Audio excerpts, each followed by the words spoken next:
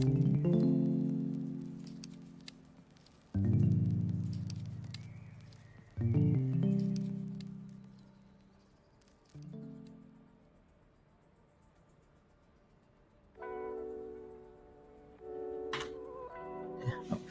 evening, ladies and gentlemen. Welcome to the Irish Interfirms Gaming League Friendly Series, Ericsson versus Blizzard.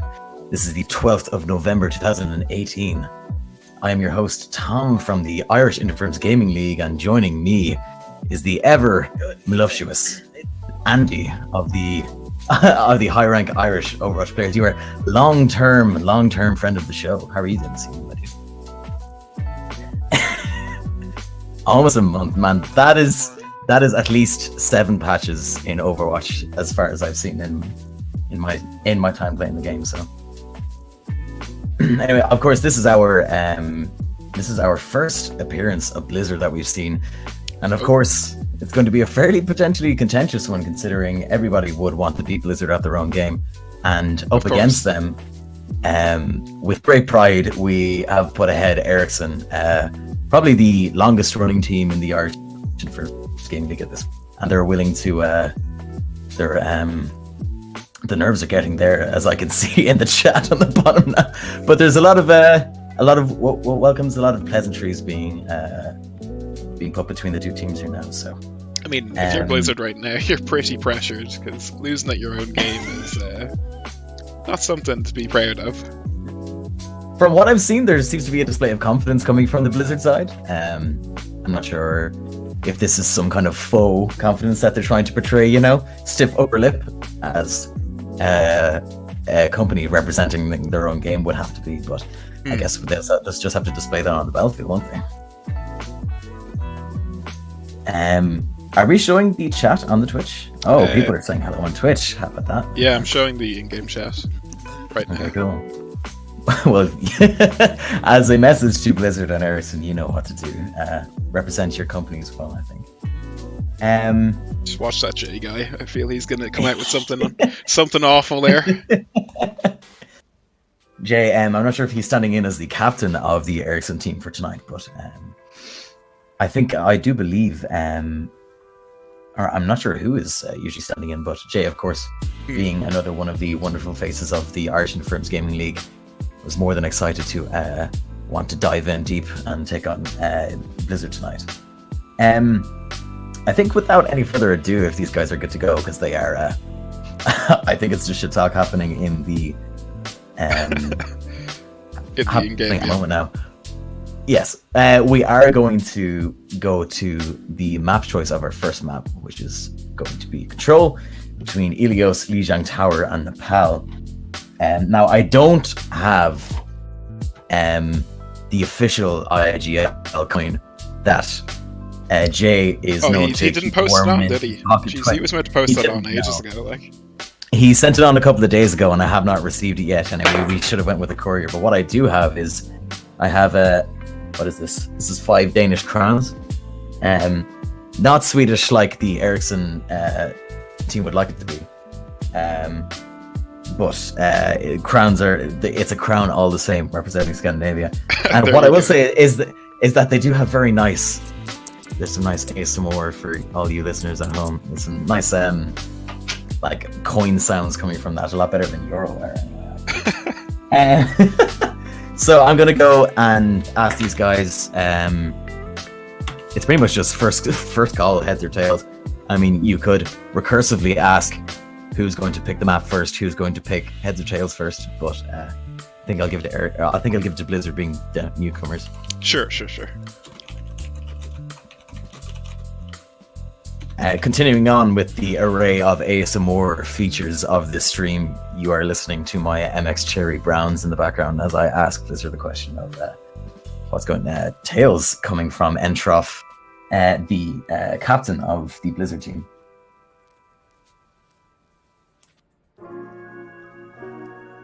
And that is heads. So it's actually going to go to Ericsson for the first choice. Lovely. So as with the rules of the Irish Interfirms Game League, Ericsson have a choice for the first control map between Ilios, Lijiang Tower, and Nepal. And I think they are aware of that. I think what we've seen picked so far in previous matches is largely Li Zhang, so I'd like to see them swap it up and not just pick Li Zhang, as was happening before. Oh no. And I'm not sure if there's I can hear. Oh, we have our IIGL mascot That's in the background. Official doggo there. Fantastic. Give me 1 second. Cool. So as we've seen before with we usually in the bonus round for all of the IIGL matches, we usually go for a bonus Busan. I think purely based on the wonderful alliteration that it has, but I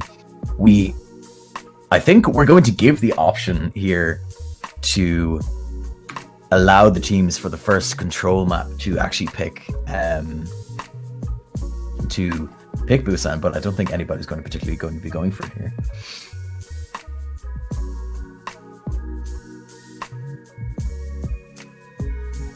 That dog has been dealt with. That sounds very Listen, I'll say no more, okay? I don't want any sinister things to be happening to our new mascot that we just got about 45 seconds ago. Yeah. Alright. So they picked their map up, they done? Yes, tower, please. We have some people calling out for Busan in the chat here, so maybe see a bonus Busan then. Maybe see a bonus Busan, maybe stick around for the old bonus Busan. Usually the way it ends up is people organically tend to pick one particular flavor of hero, either it being DPS, tank, or support. But we are going to be staying on brand with typical IIGL games. We're going to be going to Lijiang Tower for our first match. Alright guys, as always, good luck, have fun, and we're going to be kicking into our first game. Control point, Lijiang Tower.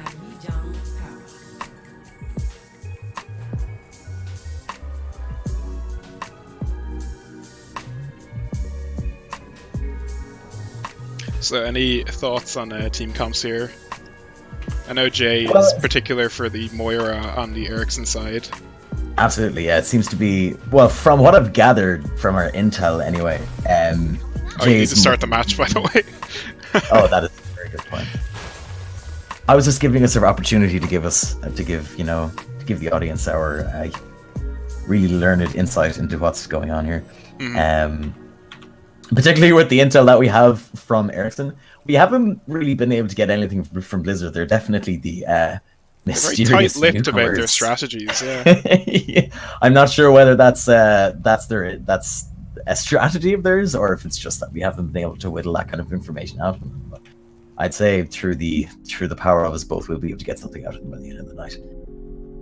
But yeah, looking strong on the only. Okay, so we're going for the Diva Rhine. Kind of focal point on the Ericsson side here, and the Rhine Zarya. I know where the tanks are going to be pulling from. Rhine Zarya being a really strong, a pretty strong duo on control. I think it's probably one of the better kind of bonuses that a Zarya can have, to having a pretty strong aggro tank running in and giving her a lot of charge, as well as the Brigitte can obviously give as well, but having a really heavy and high health player backing you up in that regard, it's a sort of an American football style push that they can have, that they seem to be for sure. I think you're going to be seeing Blizzard playing super aggro here. Like, depends on how they want to deal with this fair though. Looks like they're going to go straight to point though. So, actually Zarya and Moira staying back, that could be punished really easily by the side of Ericsson here. Let's see, but looks like Zarya and Moira managing to get straight into point, and now it's just going to be a brawl point, which does favour the Blizzard comp. Depends on how Cat here plays it. If Cat can build up her barrage, or his barrage, sorry, I'm not sure what Cat is, but if she can build up her barrage pretty quickly, they will be able to retake point with that. But looks like for now Blizzard has point control, but Cat is out almost 80% of their barrage at the moment, and Ropesy in the background as well, just doing some Reaper damage. But still, Blizzard, super tanky comp, like that, they're exactly where they want to be. They want to be on point right now. It's all going to depend on the coordination between Connor Hickey on the Diva and Cat on the Pharah. If they can manage to pull off that barrage combo, it's going to be an easy win for them. So let's pay attention to them and see how they go about doing this. See if Cat on the outside So they're here. not necessarily looking at anything to counter the Pharmacy, but they're not really putting the pressure on as of now. Pharmacy going in pretty straight with the rest of the attack here now. Not looking for flanks in particular, but the flank seems to be coming in from Reaper here. And there's the barrage, taking out two of the Lucio on the Reinhardt. And that followed up with the grab from the Blizzard side. That grab could actually try swap and take out the rest of the people in the grab too.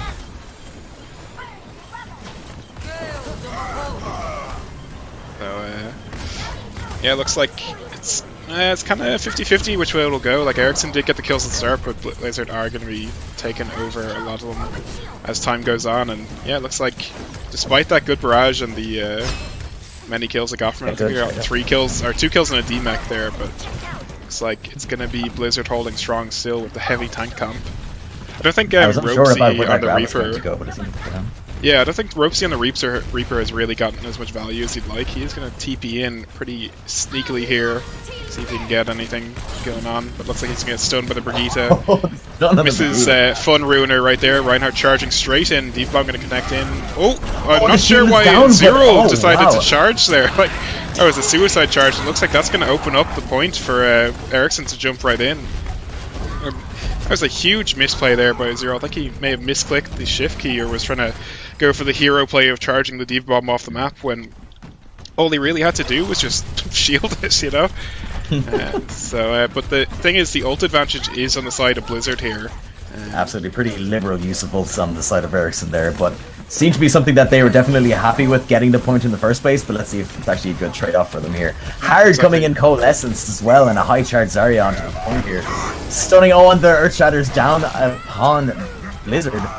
See how this... Oh, I was thinking Connor Hickey was actually going to go for the self-destruct there. And the Cat actually following up, but no, looks like Cat trying their best, but not managing to actually security kills with the barrage. It seems like unless J-Bomb here and the Moira can recontest, it's going to be the first point going over to... Oh no, Jay actually missing his shift! No! Rosie sneaking on the outside there, just waiting to come in onto the point, but not so much. He actually, I think he didn't realize how fast he was going to go with the shift and ended up not flying into the point. I'm sure we'll be hearing about that from the Ericsson side soon enough. I thought the Ericsson composition pick there was fairly smart going in. The Pharah and the they have a lot of potential to be flanking here, but between the Pharmacy kind of going aggressively forward with the rest of the team, and then they're not the communication seems to be a bit lacking between the Reaper as well. Maybe they should kind of have something to do a bit more damage here, which they seem to be doing, picking the Junkrat instead of the Reaper here to try and... I think the only issue is right now that they have the Roadhog instead of Orion, so they're going to be really struggling. If Blizzard plays this aggressively, which I think they might, given how they were doing on the last round, they're going to really struggle on the Ericsson side to actually get anything done. Actually, Ericsson flanking up in the left side there into the black room, rather than going usually into the server room. Ooh, nice pick there, but does get bubbled from Kazoo. And another counter hook coming in, Pilgrim going to get that straight away, and Connor Hickey and the Diva just going down immediately. Zero actually going to get taken down. Yeah, that's very nice focus. Kazoo maybe pushing in a bit too far, and yet does get punished for it. So this kind of high, heavy damage comp from the side of Ericsson is working out. They've only lost Connor Hickey, and all they need to do now is just push in. The thing is, if they take too long doing this, the Reinhardt's going to come back for the side of Blizzard, and that's going to make it a lot harder for them to get anything done. Tested 24/7 now with the Mercy pistol there at the moment. No need to heal his team, just pistoling away. Pilgrim does get the hook, and another big hook there actually. Riptire coming out from Ericsson. Going straight in for the center. Huge Riptire there. Reinhardt and the Lucio as well. Is this the opportunity Ericsson can take to push in here? The triple tank strat does not seem to be working out for Blizzard much in this regard anyway. They're just after swapping off. I think it's just no, they're still running the triple tank. I think it's the heavy damage coming out from the Junkrat. As you saw, he got his tire like almost immediately, so he's going to be farming it up again super quick. Like, what you need Blizzard to do is not sit there and just take damage. They need to push in on one target really quickly, because they do have sort of they have the triple support, triple tank, so it's all about just getting up into their face, as you said, that sort of, American football style of play. See if Tested goes to this res here. Now, this is the chance for Blizzard to push in. Well, there's a Junkrat just standing right in front of them. But the flank from Cat. This is going to be huge. And that's actually massive. Taking down two of their supports and the Reinhardt down as well. Not much that Blizzard can do to try and bring this back. But and again, that's what I'm saying. Like, it's just Blizzard. Here, the Coalescence and the trap on Moira as well, trying to get the final bit of healing on Tim Tam, but they are just absolutely scared off by the rest of Ericsson. Great. It really is Blizzard just not having the aggression. Like, they have the comp to beat Ericsson at the moment. It's just if they stagnate and just sit there, as I said, it's going to be really difficult for them, as they're just going to, they're going to get Reaper ulted from behind or tired or anything, Quite so spread out as well. They're not really doing Ball of Death as much as not really. those comp like this should be doing, but it's like Reaper on the top just firing down there. And that Rhine Shield is bursting down so quickly. Again, it's the aggression that's required that they're not really putting out, and that's costing them time on the point. You see Ericsson almost at 70%, so this could be the last fight here. Oh, nice fire strike there from Zero, taking down the tire. And again, a really slow fight from Blizzard, which they don't need. Grav does come out, and that's going to hopefully be huge if they can get the follow-up on it, but... no follow-up. Oh, 2 picks there. Yeah, it looks like this may be going over the side of Blizzard. The Ericsson side here, but... Yeah, Ericsson are not doing too healthy, and actually, Zero gets hooked out of the Earthshatter, but I don't think it matters, as Blizzard do regain control of the point, and it's going to be clean-up duty there for the side of Blizzard. Tested going for a really risky res there, and does actually get punished for it by Kazoo.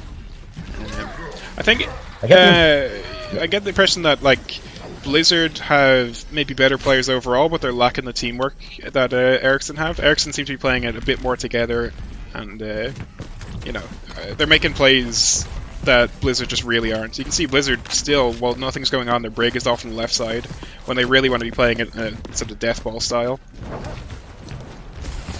Ericsson definitely seemed to have the communication advantage here. Oh, sorry, the hook on Pilgrim there. The double hooks on the Roadhog here, trying to stay as sustained as possible. Pilgrim coming in with the whole hog on his own, not really hoping or seeing much come out of that whatsoever. Yeah, like Ericsson could just back off from that. Like, there's no need for them to engage when there's the whole hog going on. Although the J-bomb, very low, jumps onto the point and gets taken out by the Brig, as well as Tested. These mid-tires just not working out though, jumping in. Ericsson side either. Like, that was a very chaotic push there from Ericsson. I think they... Well, it depends on what the Steed Bomb gets. It looks like it's not going to get anything, and the grab does come out from Blizzard. It's really going to be down to the wire here, as you only have the Moira up for the side of Blizzard. Kazoo, though, on the Zarya is doing massive work right now. She's super high energy. That's going to be a whole lot of damage coming into Ericsson that I'm not sure they're going to be able to heal with only just a Moira. Dookie with the Roadhog trying his best to get hooks where it matters, but there's no follow-up as most of his team is dead. He is whole hogging, but I think that's going to be pretty much it for the side of Ericsson. Tested, gonna run away. I thought Tested was just going for the hills there, like, and that'll be it. That'll be match one going over to the side of Blizzard. Ericsson with a really, really strong comeback halfway through there, getting up to 90%. I have a feeling they got just a tiny bit cocky on the side. The junk pick that they had doing damage on their tanks was a really, really good play, which got them 90% at the first base, and a really good rip tires coming from the side of Ericsson as well. But there doesn't seem to be enough, unfortunately.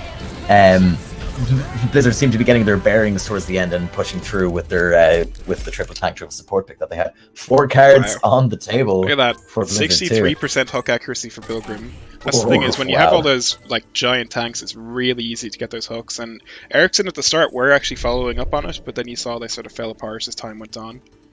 So hopefully in match 2 they can be getting a bit better.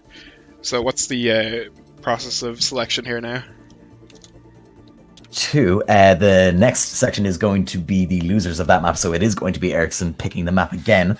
The next map, which is going to be of the Assault Persuasion, moving on to Hanamura, Horizon Lunar Colony, Temple of Anubis, or Volskaya Industries.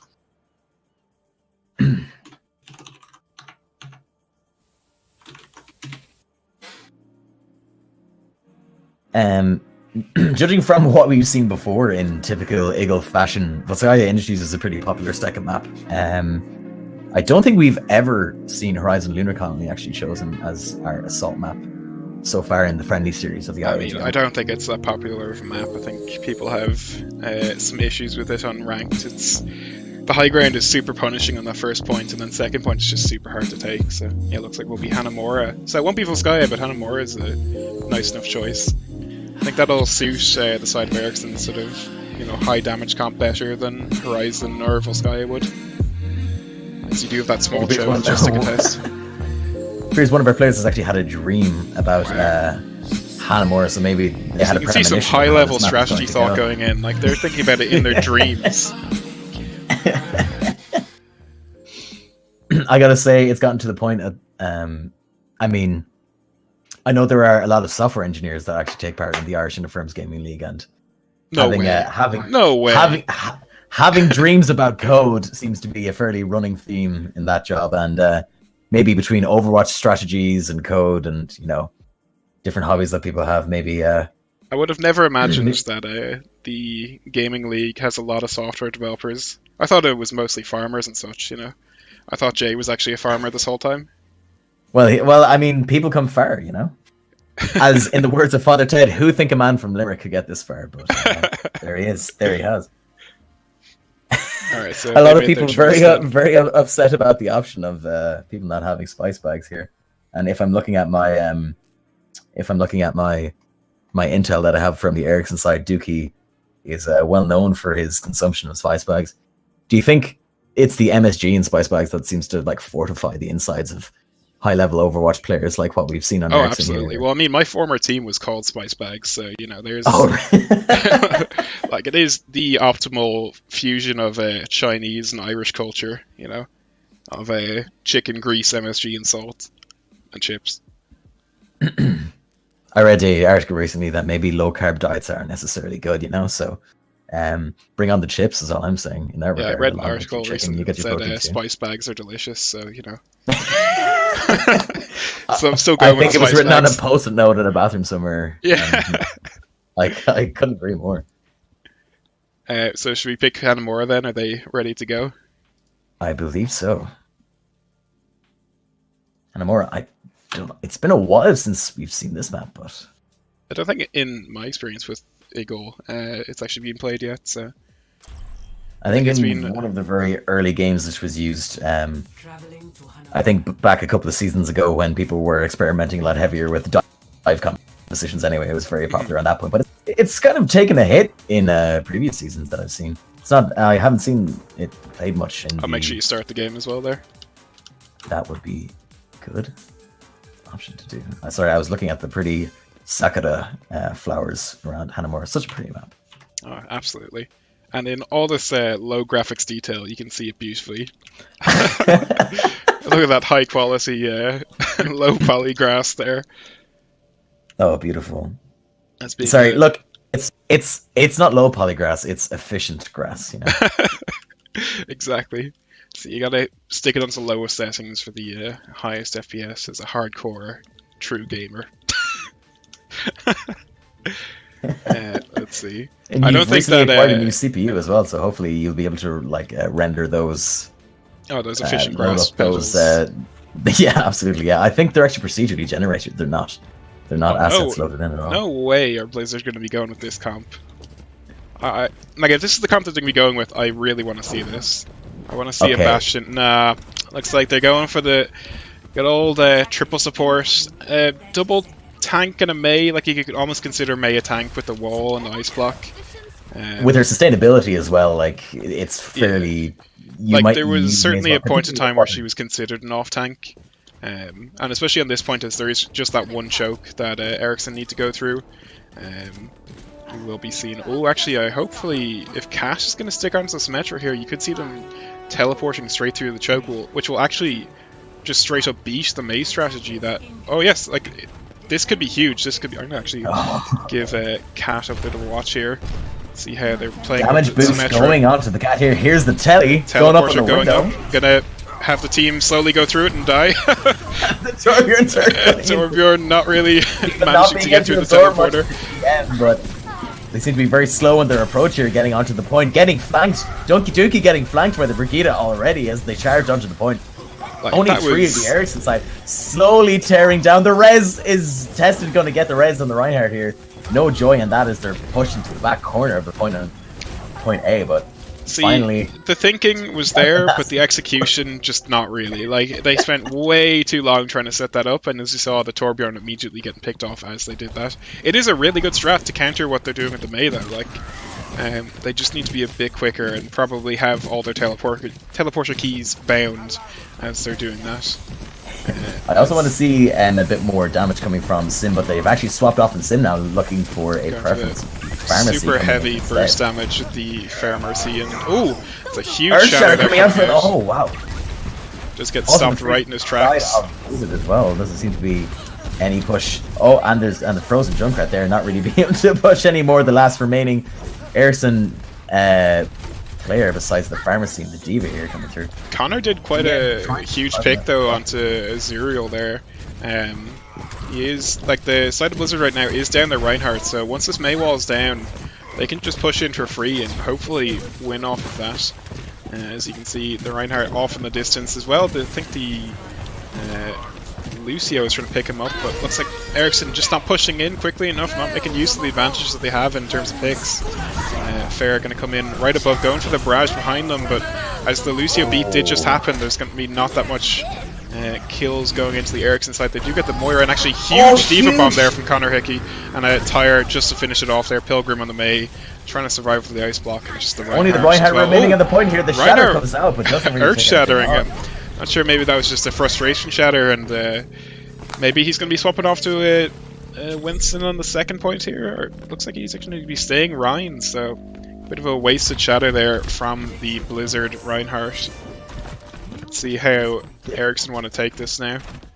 Pharmacy had a bit of trouble getting up front and getting a good vantage point on them there, but as soon as they hopped over and the great barrage out of the cat on the flank, if they can keep these kind of flanks going against Blizzard, who don't really seem to be that prepared for them, I think they're going to have a lot of luck here. So it does seem like Ericsson are just going to go stick up into the same little corridor, which is pretty good with their comp, especially against the Blizzard comp, which doesn't have much burst damage going down. 2 picks off the Pharah. Wow, Cat straight away with them. Cat and Ropesy just, like, that's what I'm saying, that corridor, if you play against a Junkrat and a Fair in that corridor, you're just going to have no fun whatsoever. And it looks like Ericsson going to take pretty hard control at this point. This is where, if you're a Zero on Blizzard, you really wish you had that Earth Shatter, because right now is when you need it. The Tire, what just... Oh my god! Holy shit. The Riptire coming out, finishing, clearing off the rest of the point as the Grav tries to take them down. Really unfortunate from the side, from Kazoo on the Blizzard side. No fruit coming out of that Grav whatsoever with the quick fire, the hip fire, Riptire. If anything, like, that Grav is just going to lure them in closer to the Riptire, so nicely played there from the Ericsson Junkrat, I think it is Ropesy. Some tactical thinking there, knowing that he was going to get grabbed for sure. I think that is some quick fire that McCree himself would be jealous of, getting that Riptire off in time of being sucked into that crowd. So 4 minutes 35 on the clock for Ericsson. That's pretty decent for Hanamura. Oftentimes in Hanamura, you're going to get held pretty hard on the second point. Sometimes you'll get the first point quickly, and the second point will take, you know, the rest of that 5 minutes that you get. So if I were Ericsson right now, I'd be looking my chances to be pretty good. I just need their defense to be as good as their attack. I think if they stick to that Pharah Junkrat comp, they might actually have success against Blizzard, who are just hard pushing this triple support, triple tank. They've actually gone for the Goats comp, as it's known. They're going to be going straight up into the faces of Ericsson. But as you can see, Ericsson actually picking the Mei as Blizzard did, hoping to pull it off a little bit better than Blizzard managed in the previous round. The Ericsson looking like they seem to be fairly comfortable with picking Reaper at the beginning here, but I think Ropesy is really aware of just being able to keep the damage down on the shields, and Blizzard really can't do much around it without their Reinhardt focal point. Yeah, seems to be a fairly good pressure point that they're placing on here, but like, they seem to be consistent and really stubborn with their Goats pick. Yeah, exactly. Like, Ropesy and the Junkrat is really going to shut down this Goats triple support, triple tank comp that Blizzard are trying to force in. You can see this Mei hopefully going to get a wall here. See, Diva does bait it. Tactical espionage action coming out of the Ericsson side. Nice pick of falling off on the Diva. Baby Diva running around their ropes and trying to do a bit of damage, but taking some of that Discord orb coming out of the Moira. Seems to be a fairly messy dive around the door here, but Dookie just being able to take out 2 of their support, forcing Blizzard back into. You can see actually, like, there was a good moment there where Pilgrim had baited the wall out, but unfortunately, instead of flying back over it, he just stayed in the side of Ericsson. Like, that could have been a good play if he had just flown back over the side. You see if they make that same mistake again, or if they're going to be trying to bait out the wall a bit better. You see Camp there sitting, waiting.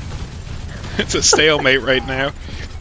I think they actually got the notification that they might get kicked for being inactive because they just oh yeah, absolutely. I think Cat right now. Oh, but see, while they're waiting, that tire is being built the up. Sneaky guns coming down. Oh, Ropesy, huge! The rip huge tires tire out there. of Ropesy are unbelievable tonight. Oh my god. Unfortunately, though, while that happened, Pilgrim did actually get taken out by the Diva, who was just sitting up in that window. It looks like Tested is going to get the res onto Ropesy, so all is good for now.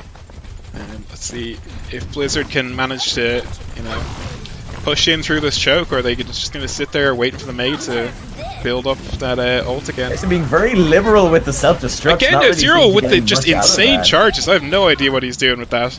And let's see, that Diva not actually connecting with anything. Brig coming in. Could there be a Mei wall to stop that? Ooh, Connor Hickey and the Diva getting taken out. Shattered has come down to counter that grab. Let's see, Juki going to be trying to charge away the Ryan. He just got frozen. That Moira ult from J-Bomb actually keeping up Juki very well. And the Mei ult's going to come out. See if we can get any value out of that Pilgrim as the Diva is getting taken down slowly.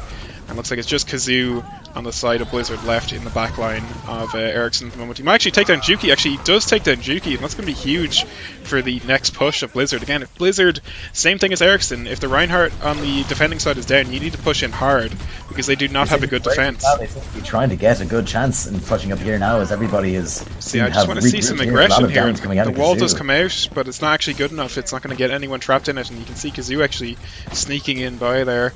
The triple tank, triple support now is going to be rushing straight in. Beat does come down, Tested's taken down. The fight is going to be a complete brawl onto point here. Earthshatter from a Zero, and that's going to be probably just cleanup duty for Blizzard now. As oh, actually, nice charge there from Juki. Juki getting a big shatter, but again, shatter, but still 5 people on the point. There's too many picked off, I think, from the side. Oh, actually, Ropesy with the rip tire. I don't think it's going to turn the fight here. It's just too many like fat bodies, too much health on the side of Blizzard on the point at the moment. Blizzard actually whoa, Tested actually coming in with the flying mercy. Going to be seeing no, Tested actually deciding quite smartly there to back off and not to take the 1v6 fight as mercy on the point. But I like the thinking. Yeah, I like the bravery. You know, my whole team's dead. I'm going in the pistol, lads. Let's see, ult-wise, you do have Grav. 2 seconds up on Blizzard here now, on just on the point. There's a really, really respectable hold on point A. Let's see Pilgrim could be coming out to EMP in a second as well. You could actually have a really good EMP Grav combo coming out from Blizzard very shortly. You just need Pilgrim on the Sombra to set up, and that's going to be Kazoo on the Zarya. Oh, Mei ult has come out, so that's going to be stopping their push a little bit. Let's see if anyone goes down on the Blizzard side. It's going to be the Moira going down and Diva Bomb from Shield. Zero doesn't need shields. He just tanks those to his face. He's a true Crusader. He just he fears nothing, you know. Valiant defense on the Ericsson side there. A pretty liberal use of. See, I think that's actually Blizzard just waiting for the EMP Grav combo to come out. I think it's actually kind of a misplay from Ericsson just to use that many ults so early. And they may have been better off if they had delayed them a little bit and gotten some ults out of Blizzard first. Because you're going to see very shortly the Kazoo high energy Zarya. Oh, actually, the tire going to come out. Hopefully, that'll get some kills. Zero going to be going down, and he's actually EMP broken out on Ericsson here, but they don't seem to be able to push it. Not getting much in the grab whatsoever. Not going to be able to follow up much there. Coalescence from J-Bomb laying down on the rest of the tanks to keep the health up as they are slowly pushed back, but still getting contest from Kazoo and Pilgrim on the point. Pilgrim being very confident and comfortable with the Sombra, but not being able to pick out much here as they're picked off with Kazoo. Ericsson comfortably holding on to point B. Really seems like Ropesy. Like Ropesy, if anything, is the MVP of these games because he's just getting so much value to these rip tires. You saw like they had used the EMP and Grav there, and like just a single kill from Ropesy on his rip tire was enough to stop that push entirely. He keeps on taking out these key targets like the Reinhardt. Ooh, we're gonna see Duke.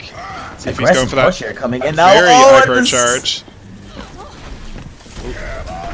Oh no, the Earthshatter does connect onto Juki. Focus on Juki, and Juki's down.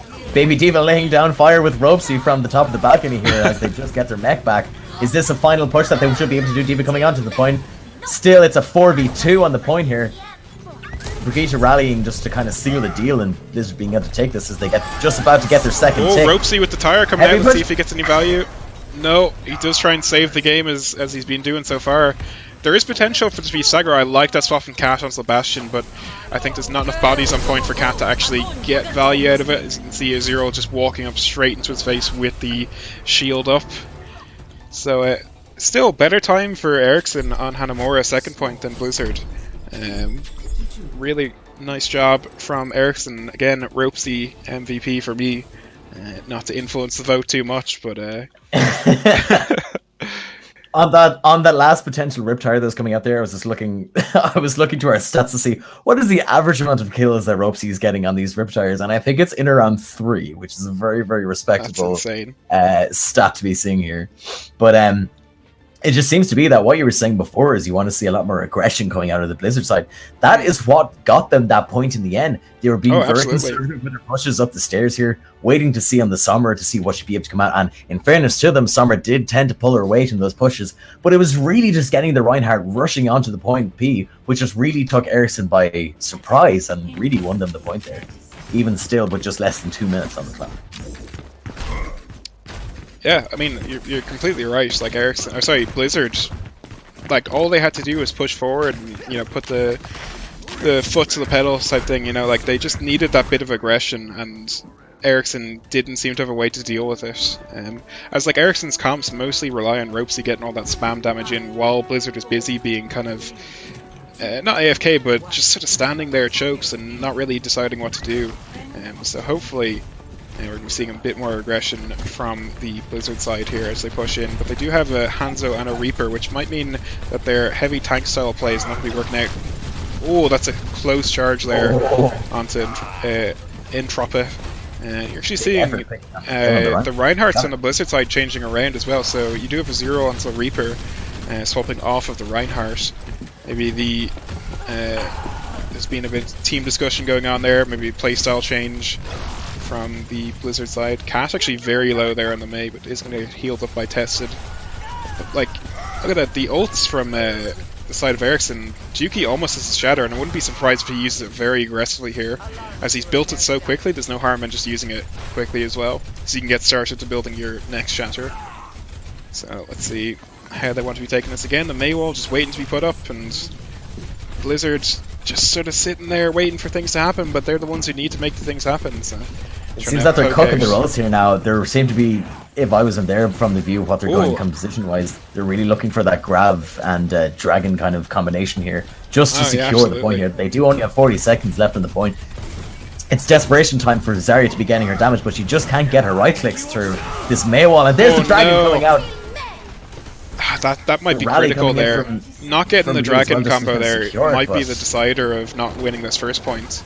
Now, like, you don't really have that great combo now that you previously had with the Hanzo Dragon and Grav, and if Pilgrim had just waited a tiny bit more, defense matrix up, the shield up, the wall's up, not much, and the wall is up, singling out the Reinhardt as he's picked off the Hanzo on the right hand side. They're not being able to do much as the Mei ult comes out. So many ults happening right now, all at the same time.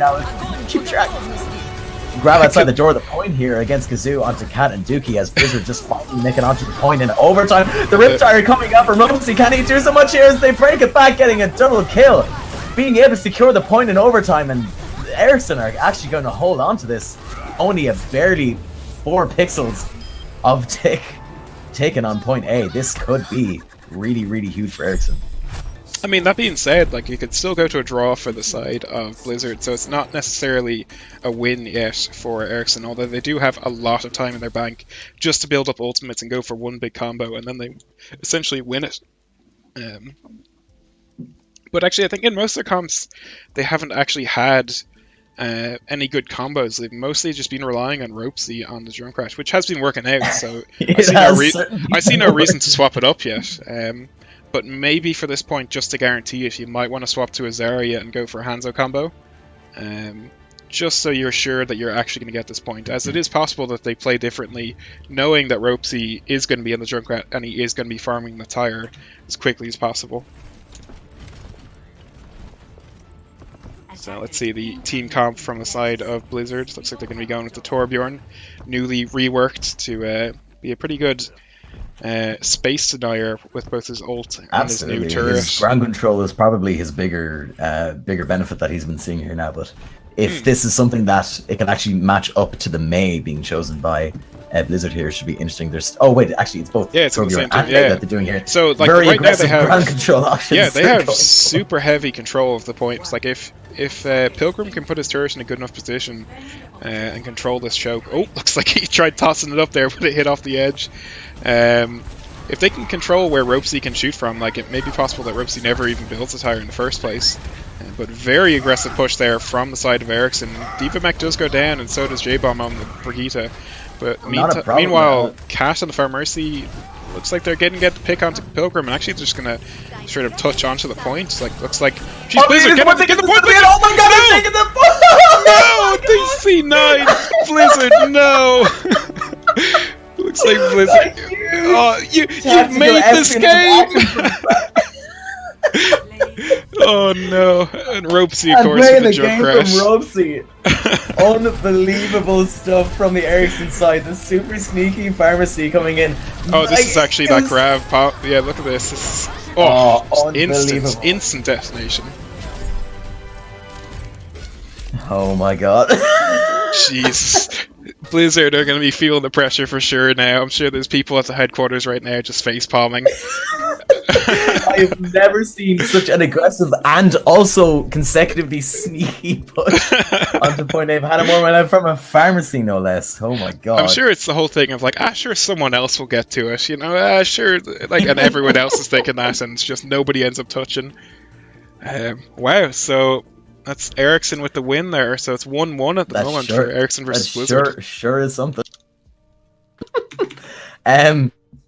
Just a reminder to our audience there, if you come on to the Irish Interfirms Gaming Discord, which is available at irishinterfirmsgaming.ie, we will be having an MVP poll towards the end of the game. So be sure to come on, get the link, and make your voice heard. To be perfectly honest, from what I'm seeing now, Ropesy with these riptires is kind of is leaning where my vote is going. But I see now 1-1, 1 to Blizzard, 1 to Ericsson. As we go on to the third map of tonight's friendly. The map choice is going to be going to Blizzard, as they're the previous losers of the last map. Of course, the next map type being hybrid. The choices being Blizzard World, Eichenwald, Hollywood, Kings Row, and Nubani. I mean, surely if you're in Blizzard, you're going to pick Blizzard World. Like, it's... How could you not pick that map? It's literally named after yourselves. Heads are going to roll. I am going to ask the team if they need 5-minute break. Sure.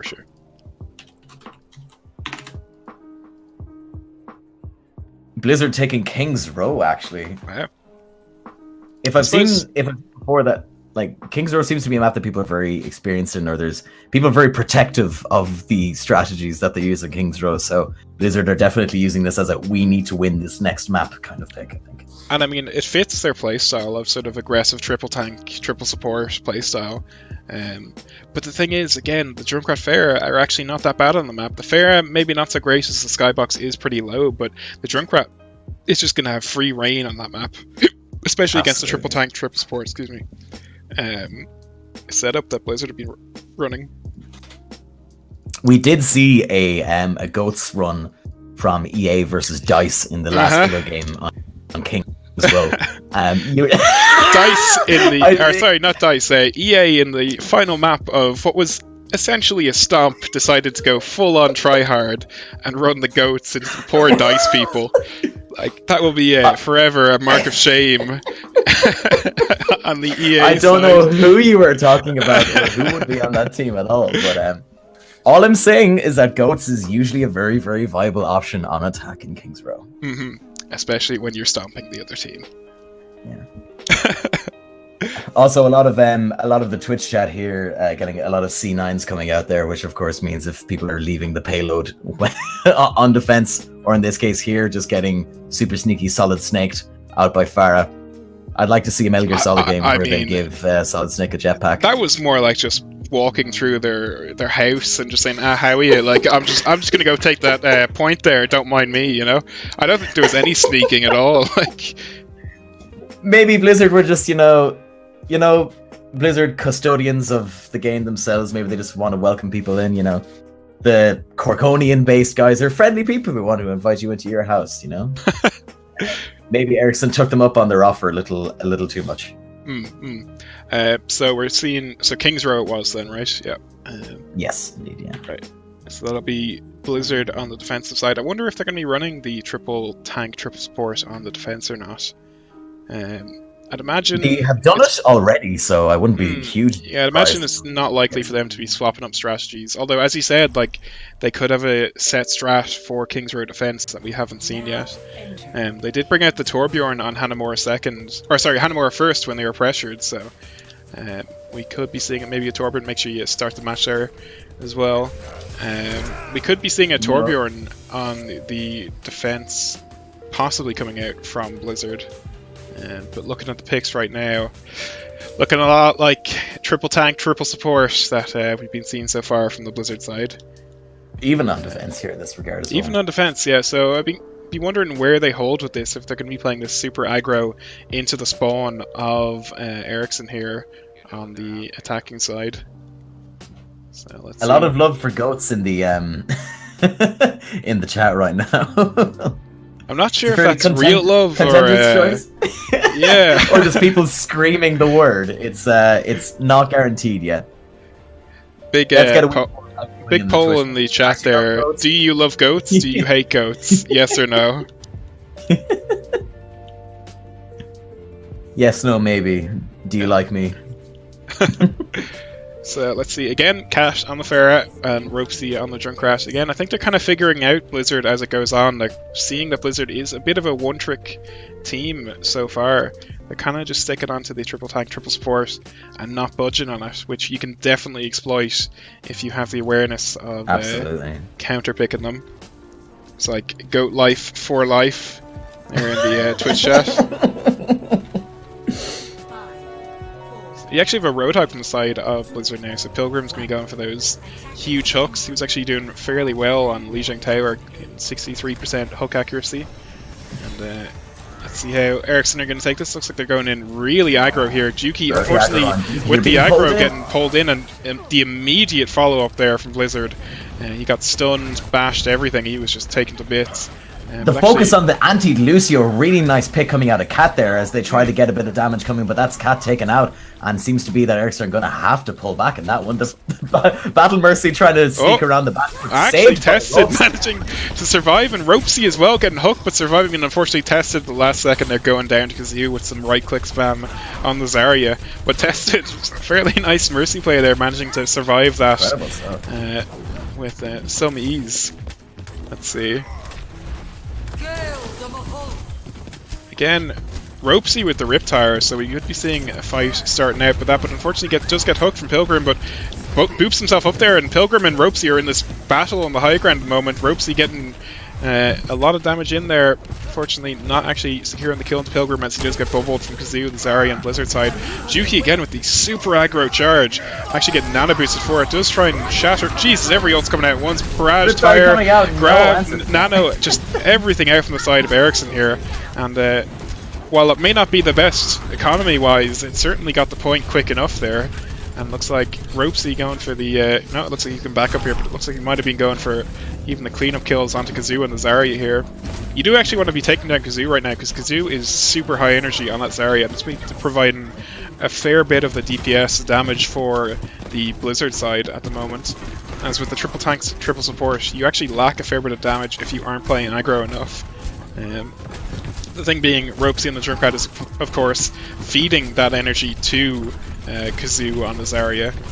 But while doing so, he's already built 75% of his ult. He's almost at another Riptire. Diva Bomb going to come in, any kills from that, and actually going to take down Dan and Lucio, the quickest person managing not to get away. And the Brig on the side of Blizzard going down as well. Like, just so much spam from the side of Ericsson that the side of Blizzard just can't deal with this. Tire going to connect as well, get two people actually get nano boosted as well. Like, jeez, they're putting everything into Ropesy right now. And Pilgrim on the Roadhog left to try and escape But I think Cat and Tested are going to burn him down. Looks like actually Pilgrim is going to be ignored for now. I think they do know he's up there, so they're looking around from Jay. Look, coming up behind him. He's coming up the stairs now. Let's see if he can be found by Robsy. Oh, the hook there to Tested, but no follow-up there. This is the point where Blizzard really need to look at themselves and see, is Goats really going to work out here? They have nothing direct. Oh wow, that's a great. Just as I was about to criticize their defense there, they're able to come out with a huge grab. But as I was just about to say, the pharmacy just seemed to be doing a lot of damage towards Blizzard here, seeing if they need to change something out of their Ghost composition. But as long as they're all bunched together in the ball of death as Ghost is, it doesn't seem like it's going to be a huge problem as they defend point A pretty well. Well, I think it was Blizzard again doing the throw every ult at them strategy there. There wasn't exactly like, it wasn't Goats particularly working out, it was just more that the ults of Goats are very, very powerful. Like the Earth Shatter, the Graviton Surge are incredibly powerful. But speaking of ults, Ropesy again, like I hate to keep on talking about Ropesy, but he is providing so much value in that Junkrat. He does have another Riptire. You actually have Tested as well with the Mercy ult, which might come out in this fight. Otherwise, on Blizzard side, you only have the Moira ult. Let's see where this tire connects to, if he's going to be getting any kills whatsoever. Just go onto a bubble Zarya. Nice job there from Kazoo. And actually, a Nano Boost going to come out onto Juki as well in the background. And again, it just seems like Ericsson have like pushed it up. Their speed, their aggression has gone tenfold from what we've been seeing in the first round. Like this almost looks like a different team compared to Lijiang Tower. You could see on Lijiang Tower they were taking it really slow and just like waiting, and we're giving Blizzard too much space. But right now they're just denying all the space in Blizzard. It's working out for them. Like they're getting something huge they've value adapted out to very well. Yeah, like I'm really liking the adaptation. Looks like Tata from the side of Blizzard somehow falling off the map. I actually didn't catch that in the camera. I'm not sure if that was a boop or if that was just forgetting where the massive hole in the ground was. Well, if you wonderful Twitch audience out there, if you could get a clip of that, that would be fantastic. Yeah, for sure. Looks like Cat with the barrage coming up soon. Pilgrim actually swapped off of the Roadhog onto McCree, probably to deal with the Fair Mercy. But you see, look how patient they are. They're just waiting for Blizzard to regress in, and then you can see Cat up in the high ground with Tested and the Mercy is going to be pushing in. Especially with the very premature coalescence, not doing any work there whatsoever. I actually think though Cat and Tested may be taking too long to engage with this barrage. I'm not sure what they're waiting for. I'm not sure what they're hoping for them to go is. That they're there at all, but I don't think they even knew they were there in the first place. Tire again, coming out of Robsy again. Oh, it goes into the bubbles though, and B can come out. So now after that beat is up, that's your time to barrage. If you have, if you're waiting for something to go with, that's it. But look at that. See, they're just waiting too long in the meantime. Although Earthshatter does come out. Wow, okay, so Blizzard starting off with the Earthshatter, but then the counter Earthshatter from Ericsson, and then the huge barrage, as you said, the 3k barrage in the background. So Ericsson, while they did take their time, on the left-hand side. Yeah, they did take their time with the barrage, but it seems to have paid off. Whatever they were waiting for, it did work out. So nicely played from the Ericsson side. Seeing like a lot more calculated, but still with the aggression. Like the patience really showed through there. Debatably, maybe waited a bit too long, but I mean, like the longer they waited there, the more that Blizzard had a chance of forgetting that the pharmacy was waiting up there at all. And yeah, exactly. I mean, maybe that was the strategy they were going for. It definitely worked out for them. I mean, that Fair Mercy must feel like they're invisible after what happened on Hanamura, so don't blame them for playing a bit sneaky. Seems like Blizzard, maybe not the best awareness when they're playing that triple tank comp, because it's mostly ground based and you don't always have good awareness of what's happening behind you with that comp, because it is all just pretty much the fight happens right in front of you, and anything that's behind you just gets forgotten about as you roll through the offense. But you'd actually have Kazoo maybe going on to the Widowmaker here, or that could be just a scout pick for them so they can look through the window. Let's see where Kazoo wants to be looking. Kazoo actually deciding to practice a bit of their aim on these monitors, destroying precious scientific equipment there. Just as a reminder, I'm seeing a lot of love for Cat in the Twitch chat right now. Just as a reminder, you can vote for your MVP on the IIGL Discord. Go to irishindefirmsgaming.ie, get the link on the webpage to the Discord, and vote for who you think should be MVP. A lot of people wanting to get that Cat, so make sure your vote is actually heard. My vote is with Ropesy. Those rip tires are next level. Oh, definitely. Cat's gonna have to do a lot to make it up for the amount of value that Ropesy's gotten. So actually going to be spectating Kazoo here on the Widowmaker just to see how they want to play this around them, because they still have the Rhine Zarya. They've actually swapped over to a fair of themselves, and actually Kazoo straight away getting a pick off the Cat. Huge pick off of Cat. That seems to be a huge hit to Ericsson here. The core of their team seems to be relying on this pharmacy, but Blizzard are pushing him with the pharmacy too, just wanting to answer. As it's well known, one of the best counters you can have to a pharmacy is just going head on head with another one. Pretty like strong, stable push coming in from Blizzard, but Cash actually swapping over to the soldier himself now, so we'll be seeing counter to the pharmacy with the soldier, and see if they get any value of that. Jay actually going down. They're getting the point. Huge push from Ducky there as he takes out the Zarya. It's still possible that Ericsson can make it onto the point here. As for sure, onto the point. Can Connor Hickey keep the pressure down on this Farah as he defense matrix? He's out of defense matrix now, as he's just buying time for the rest of his team to come onto the point as Yuki scares everybody else off. The res coming out from Entroff and on the Reinhardt. One important thing to note here is that Ericsson actually don't have their healer. J-Bomb has just gotten back now, but they're all very low. So Juki, despite that, still going super aggro at the moment. And again, the trademark Ropesy Riptire to finish off the fight here. I think that's going to be Blizzard probably backing up. Although Ropesy getting taken down by Kazoo. Kazoo providing a lot of value on the Widowmaker. Although I think Kazoo could be playing a bit more aggressively, flanking around a bit more, as the side of Ericsson only really have the D.Va to deal with them. And as you can see, if the D.Va commits too much, as just happened there, you're going to take them out very easily with that high energy Zarya. See the Juki on the Reinhardt getting pushed in a bit with the Pharah boop. I think Juki, if anything, he wants to be booped in. He wants that aggressive Reinhardt. It seems like, yeah, he's just charging straight in. Like, he is showing no respect to the other Reinhardt on the Blizzard side. Barrage going to come out. He's going to connect just on the Cat for the moment. But Ropesy somehow taking out the Pharah with the Junkrat from the window above. And I think that's going to be largely it on the side of Blizzard, although it seems like the DPS is still going to go at it for Blizzard. They want to get picks and get shield break as much as they can, which is probably a good idea. I think Dan is maybe playing a bit too aggressively here, but he isn't getting punished for it. You actually have a Moira on the side of Blizzard going into the enemy team, and is going to get punished by Jay with the anti-Moira orb there. Ericsson are scattered now at this point, that it's a great opportunity for Dan to put the damage down, but as the grab comes out, it doesn't really actually catch anybody. The pop from Kazoo taking out the Mercy and the Soldier. This is a great opportunity for Blizzard to push on, but Dookie taking Pilgrim against the car. Dan remaining the only person on the point. Without their Soldier, there's not much that Ericsson can do to keep the pressure on, and without the D.Va as well, able to fly up in defense matrix. Jay valiantly trying to trying his best to 1v5. I'm sure in Jay's head he can probably win that fight, but in reality I think the numbers are a bit swayed against him. So that's going to be Blizzard taking that. I think it was a bit slower than Ericsson. I think Ericsson got that fairly quickly. Right now, Ericsson want to be backing off because they don't have their main heal, and you can see they're all getting very, very low. Almost all the members of Ericsson are on half health. It just needs Blizzard to realize this, to push in, and then they'll hopefully get some value of that. Tasajam actually getting the Moira kill onto the baby D.Va, who was just demaxed for the bomb. That's huge value out of just one Moira, or they're taking down essentially a whole tank for free.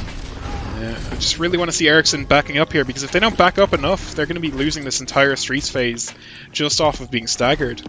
And it seems like they are making the right choice here and just waiting for Connor Hickey on the D.Va to get back. And, taking their time. Huge move coming out of Dookie, just that they're forcing him to try and regroup with the rest of his team here. They're holding the choke fairly hard as the Widow tries to retreat back to the rest of their team. Genji pick from Ericsson, interesting pick. Maybe just Cat focusing on this Widow. The tire coming in, but a counter barrage to counter that. Let's see, it's DPS versus DPS here. Who can get more value? It looks like more picks going onto the Ericsson side, but you do still have the Widowmaker up, and you do still have... Oh no, it seems like, yeah, that's going to be that Earth Shatter from Juki. Yeah, again, like Ericsson, yeah, you're right. Like, Ericsson used, I think, 3 ults there just to secure that one fight, so they're only really going to have their Mercy ult and the Genji ult going into the next fight, whereas the side of Blizzard, they do have their Graviton Surge and their Earth Shatter, so both tank ults, which, as we know, combo together or even used separately, are very powerful. We're going to be seeing how they Coalescence go about often this. to keep Dookie, as he was very aggressive, trying to knock everybody back. Seems to have worked out at the time, but it seems to be something that they can really use, especially in this perfect scenario with the grab. Only taking Connor Hickey as he's been I like that Juki, despite his team being grabbed behind him, still decides to just go aggressive.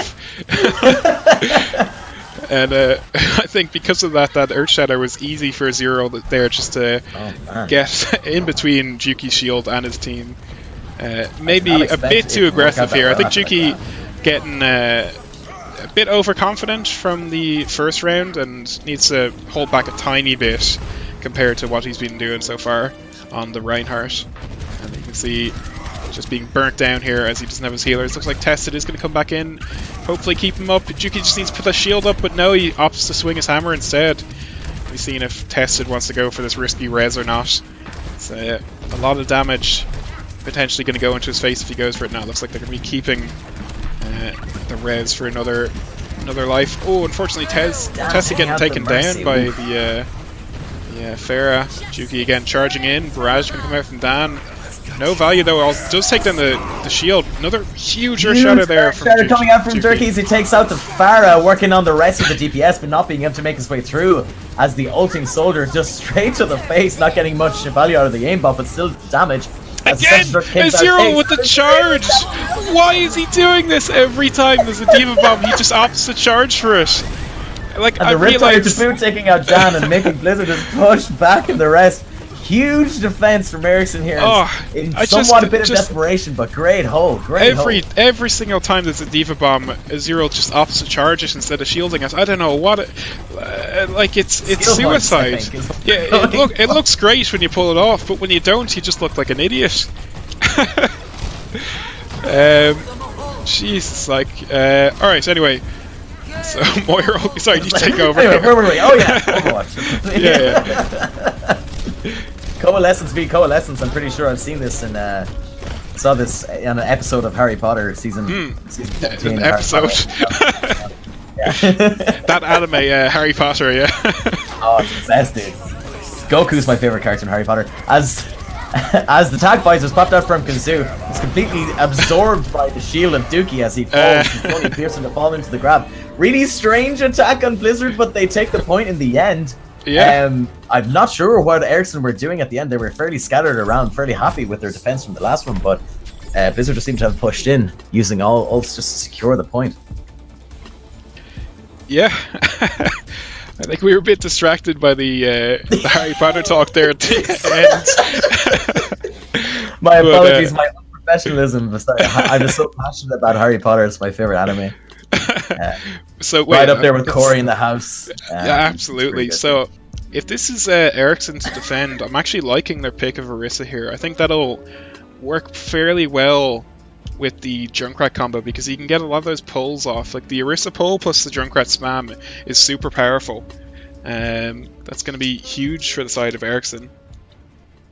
So let's see how they want to play this. Attackers incoming in 30 seconds.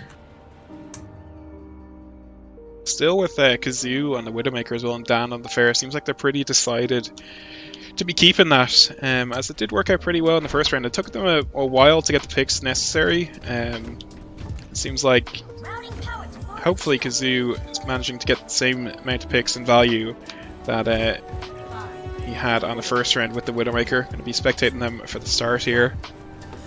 See how they go about it. Immediately Connor Hickey down to like half health. It seems like Kazoo maybe swapping up, and actually Kazoo going to go going straight away onto the Soldier.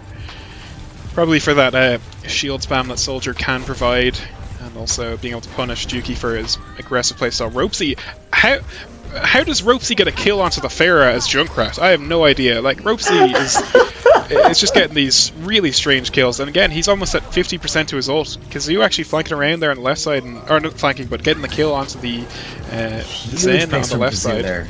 A lot of value onto the Soldier, and almost fully to his Soldier ult there with just one fight. Actually, Nano Boo's going to come out onto validly trying to take the point as Ropesy is last minute Nano trying to get the last bit of damage out of there, but it seems like Blizzard are definitely going to be taking this point. The Riptide coming out from Ropesy. Can he clear the point as it's taken up by Kazoo, doing all of the work here on this push, but that's going to be it. Overtime, Blizzard pushing into this point here. Let's see how much distance. Hopefully Blizzard doesn't C9 this, because it is possible for them to just not remember the payload has come out here. So Grav gonna come out. Grav solo onto Connor Hickey, which is gonna stagger him. So Ericsson really need to just back up strong here and get a full regroup. Hopefully they don't take this engagement early, because it's really not in their favor. They do have the overtime control, so any moment that Blizzard gets off the payload, it can tick over and they will lose the round. So let's see how Ericsson want to take it. They do have the Earth Shatter coming up, so we could see that happening.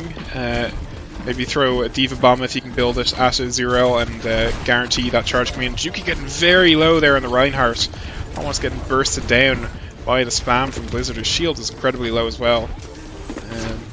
So it's going to be a Reinhardt versus Reinhardt mind game here, or depending on whose shield shatters first. And Juki's is not looking that healthy. Damned is going to actually taken down by the... Earth Shatter can come out. Juki charging in, but counter shatter, but actually gets blocked by Cash with the flashbang. That's huge. Kazoo on the visoring soldier. Going to be trying to get some picks here. And it's only Juki and Connor Hickey, or sorry, Connor Hickey, Juki and J-Bomb on the point right now. Connor Hickey and a huge opportunity to take this back from Blizzard. They just need to really push onto the point here. Yeah. As it's just Mercy and Zarya, as the Moira seems to be backing up in the rest of the point. Juki swinging his hammer crazily. Oh no, tested with the Mercy pistol coming out. Barrage gonna be connecting. That's actually huge. I think Ericsson just really struggling to actually get target focus there. That's gonna be punishing them heavily. Tyre coming out. Will it be the savior? Will this be it? Oh no! It's actually Ropesy! Ropesy managed to win it. 4 people on the point for Blizzard, but nobody actually there in time with the overtime. Ropesy again with the huge rip tires. My god. Holy shit.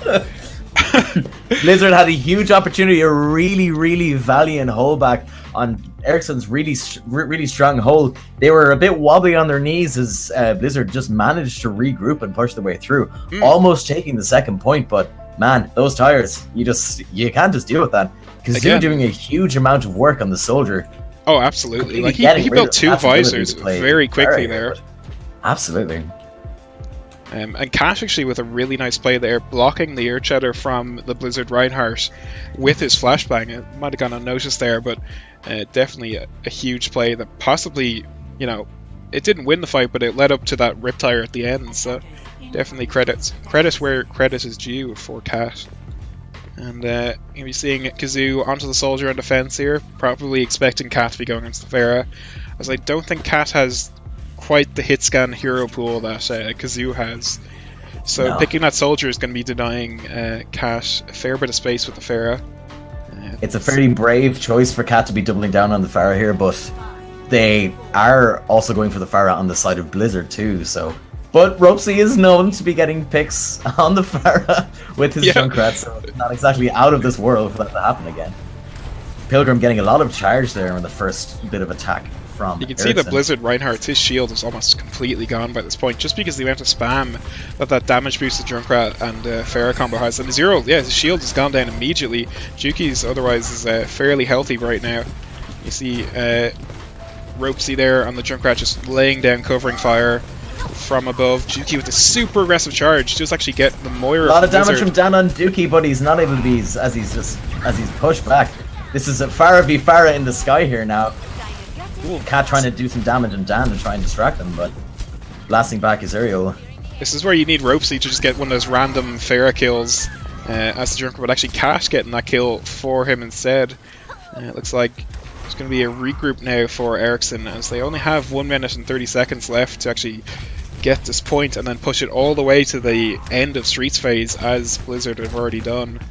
So really up to Ericsson here to use their ults wisely and not blow them all at the one time, as they will need to do at least 2 more fights after they cap this point if they manage to. Actually, Juki pushing out without his team at the moment, not escorting them across the choke as he should be doing. And, the longer that Ericsson take to make this push, nearly 4 if not 5 of Blizzard's heroes are almost on their ult charge there, with the grab, just as I say, coming out, and the Nano and Chica to try keep him alive. The coalescence. Sweet Jesus, what's happening? There's so many ults going on right now. I think there's 2 barrages, Nano, Grav, just everything came out from both teams there, and Despite that, it seems like Blizzard are holding this fairly strong. Cat and the baby Diva. Can Cat make some effort here to try and take down as picked off by Pilgrim? A man after my own heart, taking that Zarya laser right to the Pharah when she's vulnerable. Oh, that's one of the This is the satisfying final things to push do. that Ericsson are going to have to do, but only two. It's like the ult economy is looking like it's going to be in the favor of Blizzard for this last push. As Although the Shatter you do will be have coming out of Azuriel. The trademark Very Rosy soon. Riptire here, so we could be seeing a 6k. Here's the Riptire going to come out right Speaking now. of the devil, getting stuck in the wall, but able to... Oh, he's actually going to ignore the... Oh no, he went for the Soldier, but actually Kazoo and the Soldier managing to take down the Riptire very easily with the Helix Rocket. Kazoo up high, going to be shooting down onto those Earth-Shattered Ericsson bodies, and it looks like it's going to be Blizzard Ladies and gentlemen, that's going to be taking it. King's Row. As Mercy just took most of that visor right to the face. Blizzard taking point 2. It is 2-1 to Blizzard after a really, really valiant effort from Ericsson to hold a point on King's Row. It's like Juki with his super aggro Reinhardt here. Actually with the... not blocking the shatter for his Taking team, shatter. but shattering the enemy team instead. Which, you know, some Oh, and Reinhardts would say not being is able to put the equal. shield up for the barrage either. That was huge for Cat. Oh wait, sorry, that was Dookie for protecting that of the fire. Never mind. But still, Juki showing up as a super aggro Reinhardt, which seems to be making a lot of the plays, to be honest. Like, I'm just doing my job. he's been going pretty strong on that Reinhardt. So if you could give us some info here on what the maps available for either teams are, and who's going to be picking which. So next up is going to be Ericsson with the choice of an escort map. We're going to be going through Dorado, Junkertown, Rialto, Route 66, and Watchpoint Gibraltar. Fact, the Irish Interfirms Gaming League friendly series has not gone past 3 games in its history, at least in the past 6 months of games, as somebody in the Twitch chat not so long ago pointed out. So this is one of our most contentious matches that we've had in a while. So I'm really looking forward to seeing how our escort map is going to be taken here, as we've not seen any of these maps in quite some time. So this is going to be Ericsson picking these. Seems like there's some network issues on the side of Blizzard's that can be taking 5 minutes, which I think could be a good time to stick on the Probably a good time waiting to screen take 5. and just grab a glass of water for myself as well. Absolutely, I'm going to do the same. And boil the kettle. You've got a few minutes. Go get some refreshments, because as looks as things is going, we're going to be going all the way here. So we'll see you back in 5 minutes.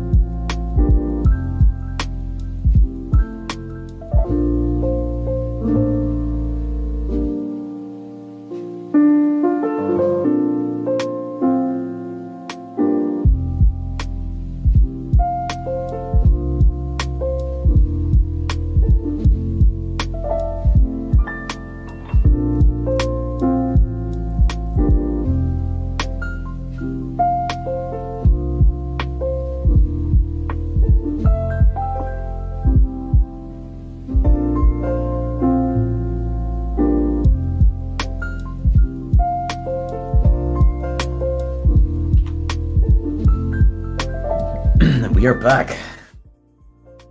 I think. Yep. Let's get that overlay set up then. Cool. I'm looking for some song requests from the Twitch chat here. What do you mean? Is lo-fi hip-hop not like the greatest music that you can listen to while you're waiting? It's basically elevator music in 2018.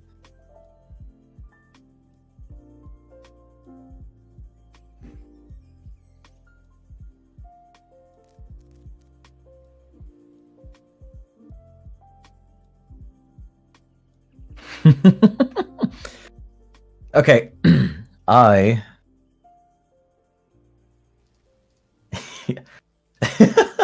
Lo-fi hip-hop 24/7 study beats to win Overwatch games too. Gluten-free. So did they pick their map then? So they had the choice of Dorado, Junkertown, Rialto, Root, and Gibraltar.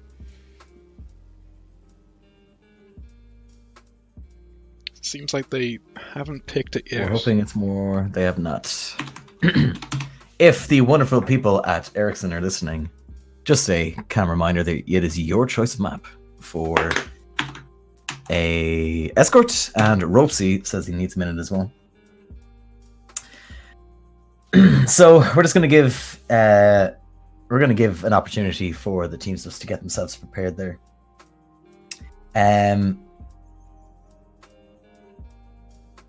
So Andy, I was looking through. I reached out to our loyal fans, to your loyal fans in particular. Right, And, all 12 of them, yes. Well, actually, there was 13. I found out there's one guy in Hawaii. He's actually a huge fan of yours, and so I just asked them to email me, just some, advice from someone that they look up to, like yourself, anyway. So I have like an agony aunt style letter from one of your biggest fans out there, and it goes a little something like this. Dear Andy, I'm very proud of my daughter after getting her into Overwatch. It has been a great source of bonding for us both. However, last weekend she did her placement games without me and ended up in Diamond, leaving me in low gold and unable to queue with her. I'm very proud, but also severely jealous of her. How do I sabotage her account so she'll be forced to queue with me again? This is from Fully Grown Hanzo 1968 at hotmail.com. Listen, Fully Grown Hanzo 1968. I only have one thing to say to you, and that's get good. Listen, if your daughter is better than you, get some coaching and just get good, man. There's no answer for that other than just get better. That's the true competitive Overwatch player answer there. Well, yeah. That's the problem with like a parent playing Overwatch with their kids. I mean, their kids they've way faster reactions, but they lack the discipline that they have to climb. Right. Your daughter may be in Diamond, but I don't know. Maybe a sage old man like your dad would be able to climb slowly if he was to quit his job. That's what I tell myself, at least. Anyway, I was about to say, yeah, you keep on telling yourself that, like. I don't have a kid. This isn't me projecting at all. What are you talking about? Wait, what was your email again? Hanzo.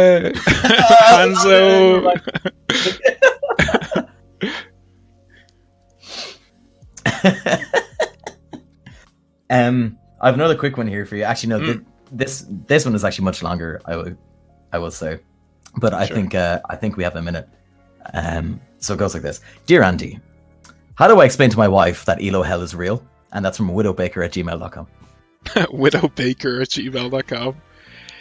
How is Elo Hell real? I have terrible news for you, Widowbaker. This is one of your fans, so I don't know. I don't know, Widowbaker. I think Elo Hell is a bit of a made-up thing by people who just can't admit their own faults and want to blame their team instead. I believe J-Bomb has been in Elo Hell for about 20 years now. Especially the 17 to 18 years that this game has not existed. But, yeah. I think in every game that he plays, it's been Elo Hell.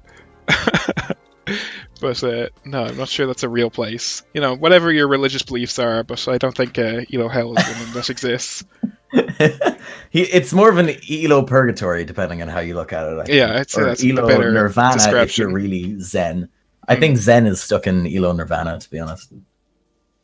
So they're going to be picking with Junkertown to start off with. Yes, but that's good.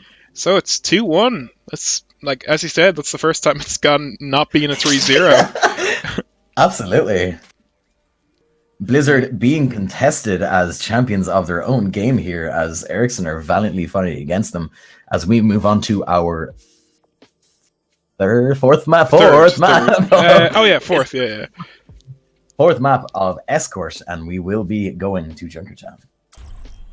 Make sure you start the game as well when you launch it as well. Mm-hmm. Don't worry, the first 3 times that you reminded me to actually start the game, It's been some sort of in now. Pavlovian response anyway. No, Yeah. I'm getting better. We are professionals after all. We have to get good at Absolutely. something. The budget for this is massive.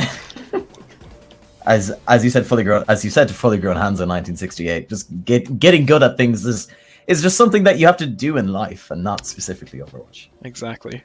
True wisdom for sure.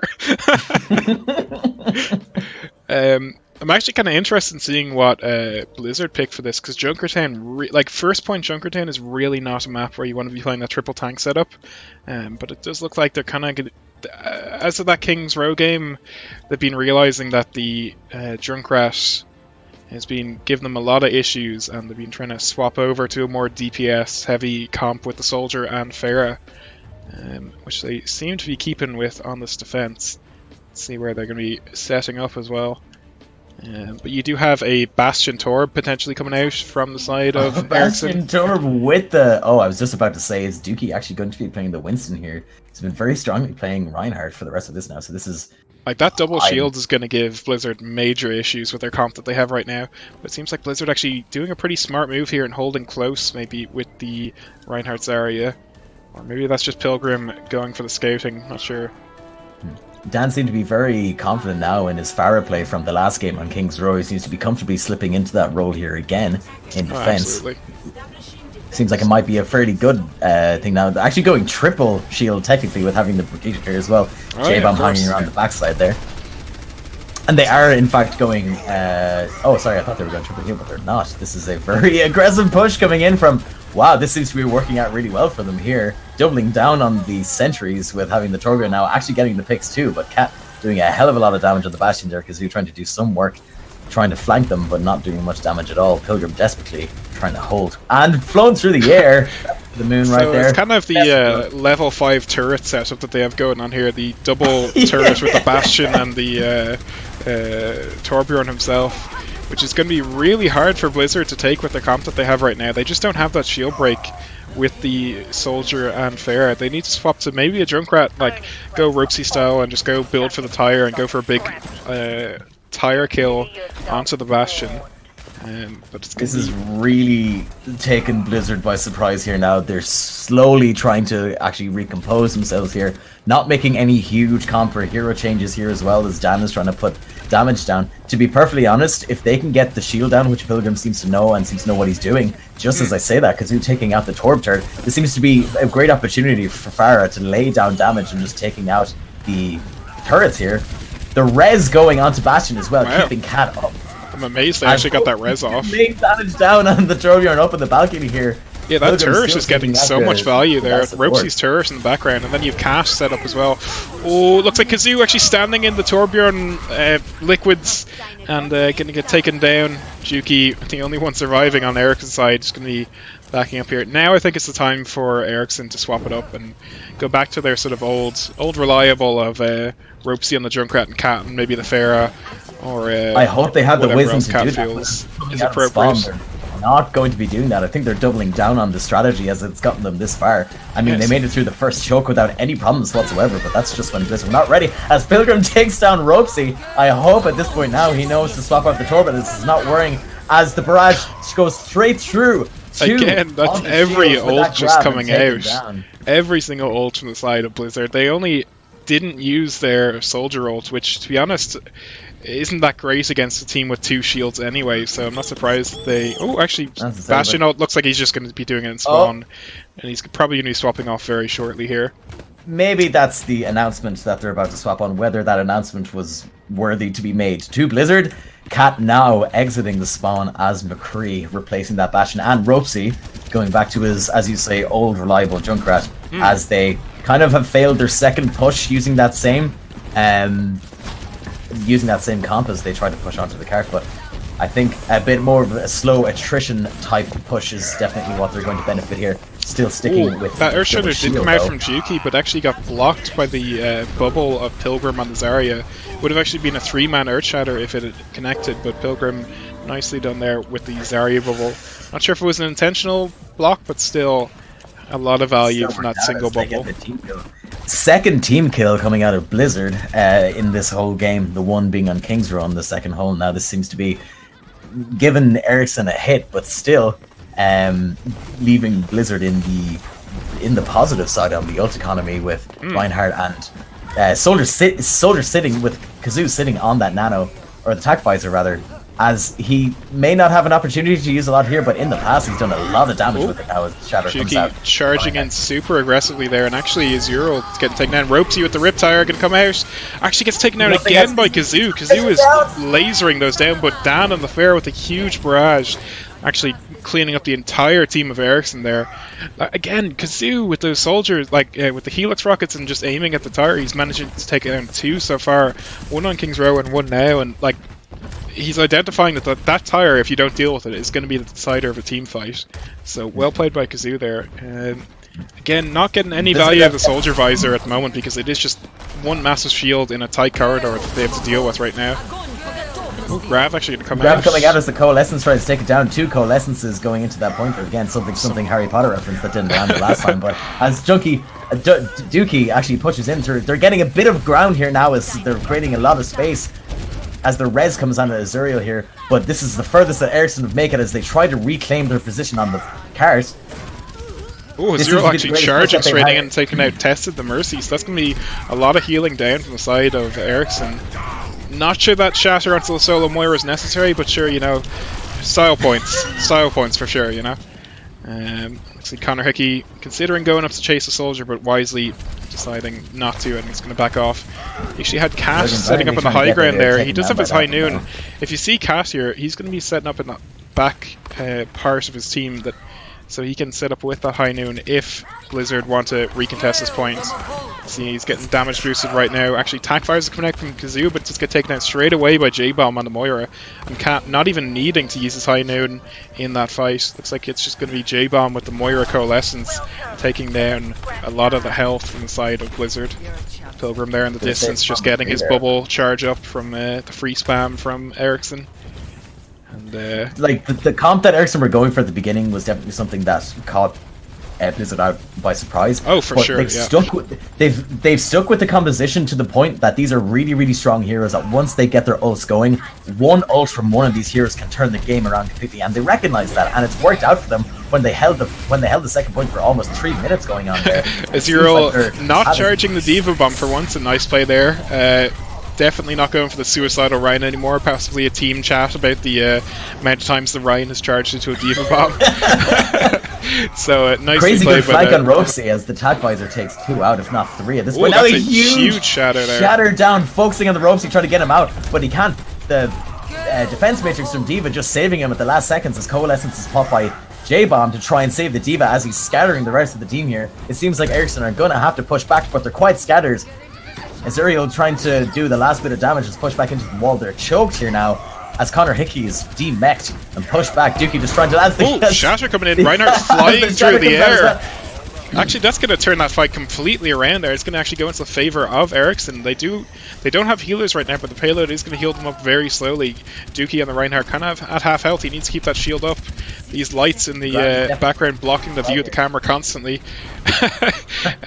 Double hit scan on the side of Ericsson, going to be laying down a lot of fire. So you see Ropesy on the soldier, going to be maybe setting up for a flank on the side. Grav just come out, but is there any follow-up whatsoever? The tire going to come out, bit delayed. Earthshatter going to connect with that, and it's going to be probably just clean up here for the side of Blizzard. High Noon coming out from Cat, but most of his team is dead, so not much else beyond not really that. any value, yeah. The last Ericsson player is removed from the cart. The paste of Reinhardt's face removed as Baby D.Va is finally taken out. This is going to be Ericsson's last push if they can't get anything at all, as they're just waiting. Blizzard are just waiting on one more to come. They definitely have the ground. J-Bomb advantage actually here. going pretty As early. Jay is going straight. Jay is going Bravely for it. going in with the Ropesy. Ropesy falling over himself there onto the trap. And J-Bomb actually managed to touch the point here. It's a Moira 1v1 on the point. Coalescence is coming out. This is anime duel for the ages here. J-Bomb trying to keep his team healed up while also damaging. But I think enough picks happened early on from the side of Blizzard that Ericsson don't really have a chance in this fight. It's just me a desperate last push to get any amount of time in the payload that they can. And looks like it'll be Blizzard holding very close to the end, but still holding it. So they have the chance to win this without a third round happening for Ericsson. Blizzard just need to get the payload to where Ericsson got it there to win this match, and that will be a healthy defense. Will be Despite a 3-1 then, won't back. it? Actually, so that'll be like if this match goes to the favor of Blizzard, that's it for Blizzard and Ericsson. It's be Blizzard winning that, I think. This is definitely very important for Ericsson to be able to defend this. Blizzard seem once they got their bearings were definitely able to adapt to the aggression of Ericsson, and that seemed to kind of make them cower slightly. As they had, despite the fact that they got the card pushed so aggressively towards the end, Blizzard still seemed a lot healthier in their defense. Definitely a lot more fights in the favor of Blizzard. It was just time being on Ericsson's side because of how they got the first point so easily. So it'll be really, we would really want to see a really aggressive defense from Ericsson here, which is interesting with the Orisa D.Va choice here. I'm not sure if D.Va's going to really give them as much of the I don't know, you get a lot of shield spam. I think the Orisa is the lacking of aggression choice there. The D.Va not so much, but the Orisa kind of does mean that you can be sitting in a corner spamming away with the Junkrat Pharah. But it depends on really where they hold. Like if they can hold them close enough that Blizzard never even get to touch the cart, you could see them almost like spawn camping Blizzard for a while here, but looks like where they're positioning now, Ericsson are not going to be going for that aggressive hold. They're just going to be going for the long range spam, which, you know, against the Bastion probably will work out in the long run, but if the side of Blizzard play it well enough and, you know, keep their shield cooldowns in sync, they should be able to get a fair bit of push off of this. But unfortunately, one shield charging off, one shield on the ground. I'm not sure what the thinking is here for Blizzard. Kind of a messy start on the pirate ship here. And Cat doubling down on that flank, but getting taken down by the Bastion in the end. The double kill onto the Bastion, onto the Far Mercy. And actually, Juki, everyone's just jumping in here. This is a full reset for Ericsson. Looks like Blizzard pulling the same strats that Ericsson pulled on them, and it seems to be working out fairly well. Connor Hickey. Who wore it better? Exactly. Connor Hickey trying to survive there as D.Va, but there's nothing really that he can do as a tiny little babby. And again, here's the scenario where you have a Bastion on the payload with double shields. How do you deal with it? And I think Ericsson are better suited than Blizzard were last round, as Ericsson almost have the Riptire straight away. You have Ropesy going in Ropesy, for... don't dive in, don't do it. That's the opportunity. Ropesy going for the hero plays. He's been... maybe our constant upping of him has gotten him a bit big-headed, and he's thinking he can take on the entirety of Blizzard 1v6. I sure hope he hasn't been listening to them. Yeah. So the shield spam from the side of Blizzard here is just going to be so much that Juki and the Rissa just won't be able to do anything. You really need to just build up for this Riptire. J-Bomb actually in a really good position there to get an anti. Trying to get the anti on the Bastion, which he has successfully has. One of the shields down. Bastion down at that point. Huge anti from the side as Cat brings in his barrage here. Not only getting the one pick on the tank on Pilgrim as the Orisa, but still Blizzard holding strong and being pushed through the Riptire coming out.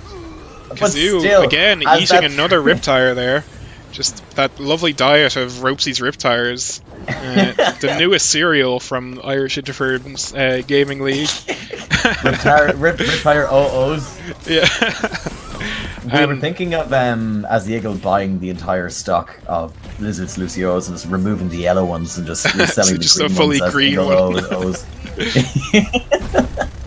So kind of a shame there that both DPS ults, by the way, from the side of Ericsson got no value. Like, they did get the huge anti, but by the time that anti came out, half of Ericsson was already dead. So this double shield pirate ship comp is going to be just rolling straight through. Kazoo getting so much value out of that Bastion. Actually going to be seeing if he can get even more kills there. Yeah, look, it's just they're just waving on by. Like, hello, this is They you know. can't do anything about this Bastion as the supercharger is going to bring them around the choke very comfortably here, as it don't even seem to be contested on the side. It's here, all but just on trying to get Ropesy. natted. Ropesy has 99% to his ult. He just needs to get one good Riptire and he can win this. Come on, Ropesy. There's the tire. We're all waiting on for this Oh, Riptire, but no, Ropesy's going down. It's just no. Come on. Let's see Dukey with the Roadhog trying to as best as he can If contest Ericsson here. can pull this out, then this is it for Ericsson as Blizzard finally take the point, and that is it. Blizzard taking Junkertown 3-1 to Blizzard. That is it. Good game, everybody. Very well played with the pirate ship strategy. It just seems like Ericsson not able to make value out of those ults. Like, they had the Riptire, they had the Barrage, but they just couldn't. Whoa, what is... Whoa, what is this shaking? I think that's either the nerves or that's, you know, you ever played Counter-Strike and learned off the spray patterns of your hammer? Yeah. Wow, okay, that's the first time I've ever seen that. I think the spray pattern of Reinhardt's hammer looks like a 7 that you can... Does it? Yeah. Get those hammer headshots, you know, it's really important. Still, well played to both teams. I think that's one of the closest matches, not matches, but series that we've had so far on the IIGL stream.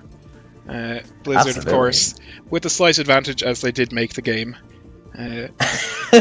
But still, it was, I mean, we've seen other fights against similar teams here, and Ericsson doing a very valiant effort, especially Hanamura and great holds against in King's Row as well. But just Blizzard were just able to do the extra bit of damage, get the extra upper hand as very comfortable defense that they had on Junkertown, leading them to their victory here. And as I want to echo from everybody from both teams here in the chat now, good games all around. Yeah, very. And well just a played. reminder to all of you, again, head over to IrishInterfirmsGaming.ie. Check out the poll in the general room for your MVP. We will be announcing the MVP after our bonus Busan round. If not before, if you guys want to get your votes in quickly. I'm not sure if we're going to jump into... Actually, no, I don't think we're going to be doing that this time around. But I think we are going to be jumping in for the bonus Busan. Sure.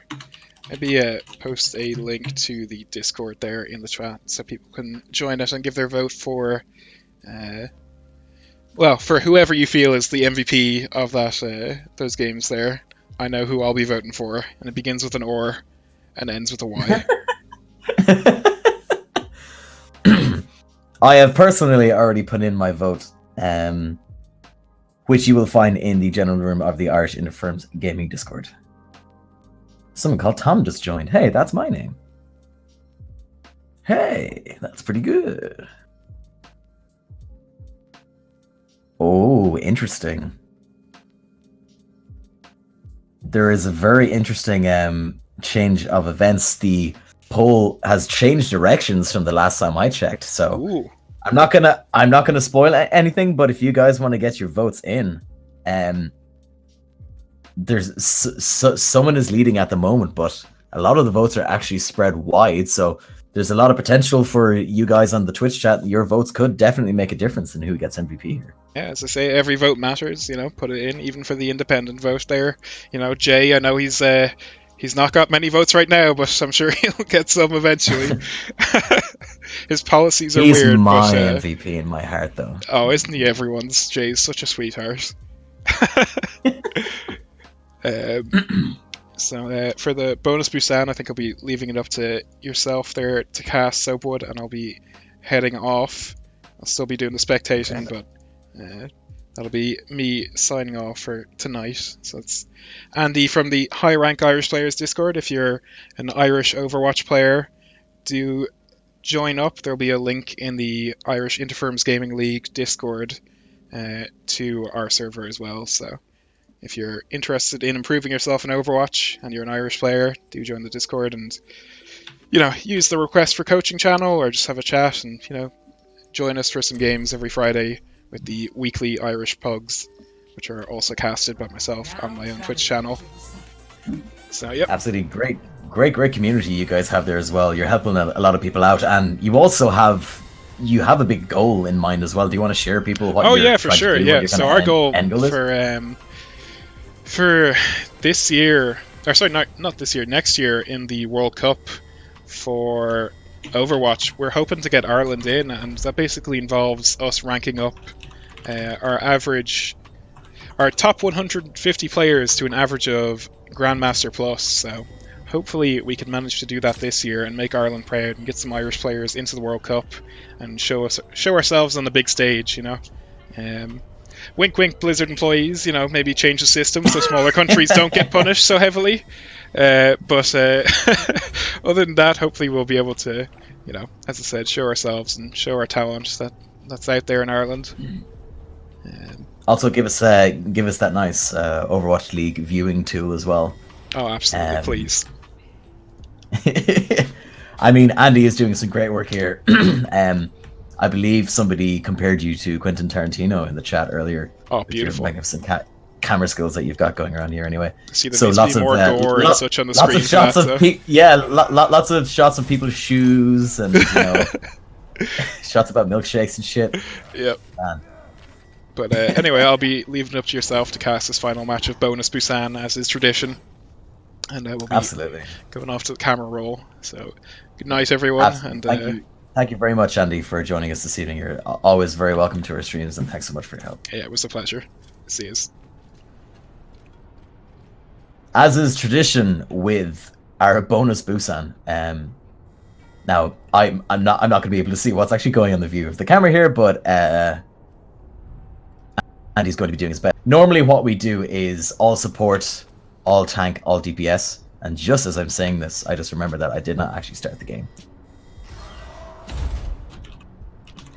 So yes, as we do, as tradition with this, we did it at the beginning, like we did it a couple of months ago because Busan was the newest map at the time.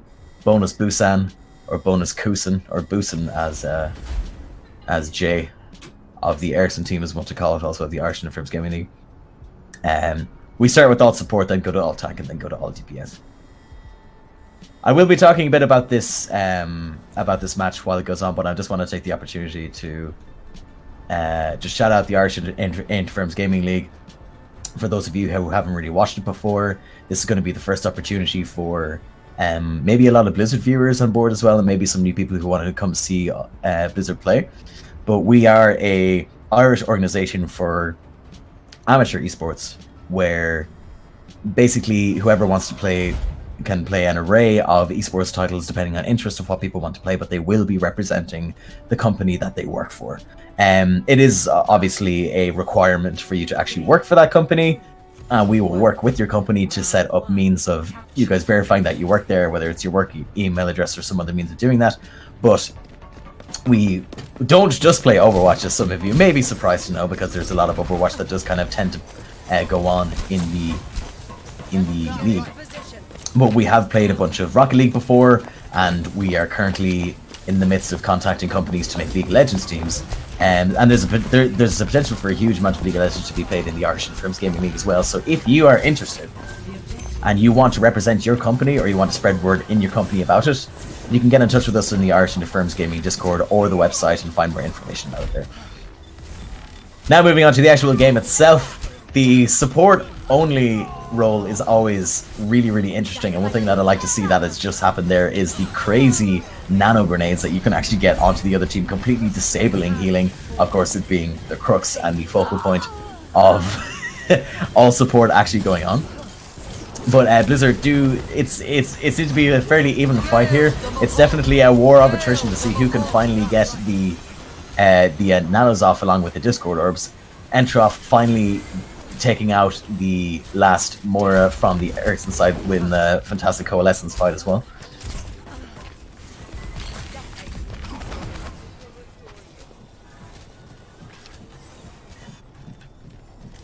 Ericsson definitely bunching up, the communication being strong here as as Dan just tries to slam in with the Brigitte. As the Nano on the Mercy of all people now. Let's see if she'll be able to take out her pistol and start doing some Battle Mercy, but no, she seems just to be damage healing Pilgrim there, keeping him alive as the Transcendence is popped from the Ericsson side, allowing them to gain some ground, pushing down towards the point here as the Transcendence is also popped from Pilgrim, doing the last bit for Blizzard to try and hold the high point as Brigitte from the Ericsson side sneakily trying to take the point there as they almost get the final tick trying to take the point as Blizzard find their way into above 60% here. It's a scattered fight, trying to take the rest of this point with the Discord Orb finding its way on the Ericsson's on the Blizzard side onto Mercy as Tessin manages to stay alive. Nano taking Azuro. I'm not sure if I've been pronouncing that name right the entire time as the sleep pops onto Entroff. And finally, Ericsson can clean the rest of the point here.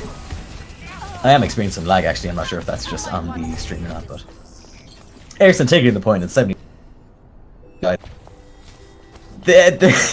These games can really go either way. Definitely playing to the strengths of the fairly immobilizing support classes such as Ana as well is really important, and the Discord Orbs too. That's the Lucio falling off the side of the map. I'm not sure if people are super familiar with Busan at this point, particularly this part of the control point, but that's one loss. But still, Blizzard like managing to sneakily find their way onto the point as the double coalescence is called out as pressure is put onto Connor Hickey as he's antied, but he keeps that shield up, trying to keep himself alive and maintain himself that way. As Ericsson heavily take the point as Blizzard kind of back up as they try to regroup.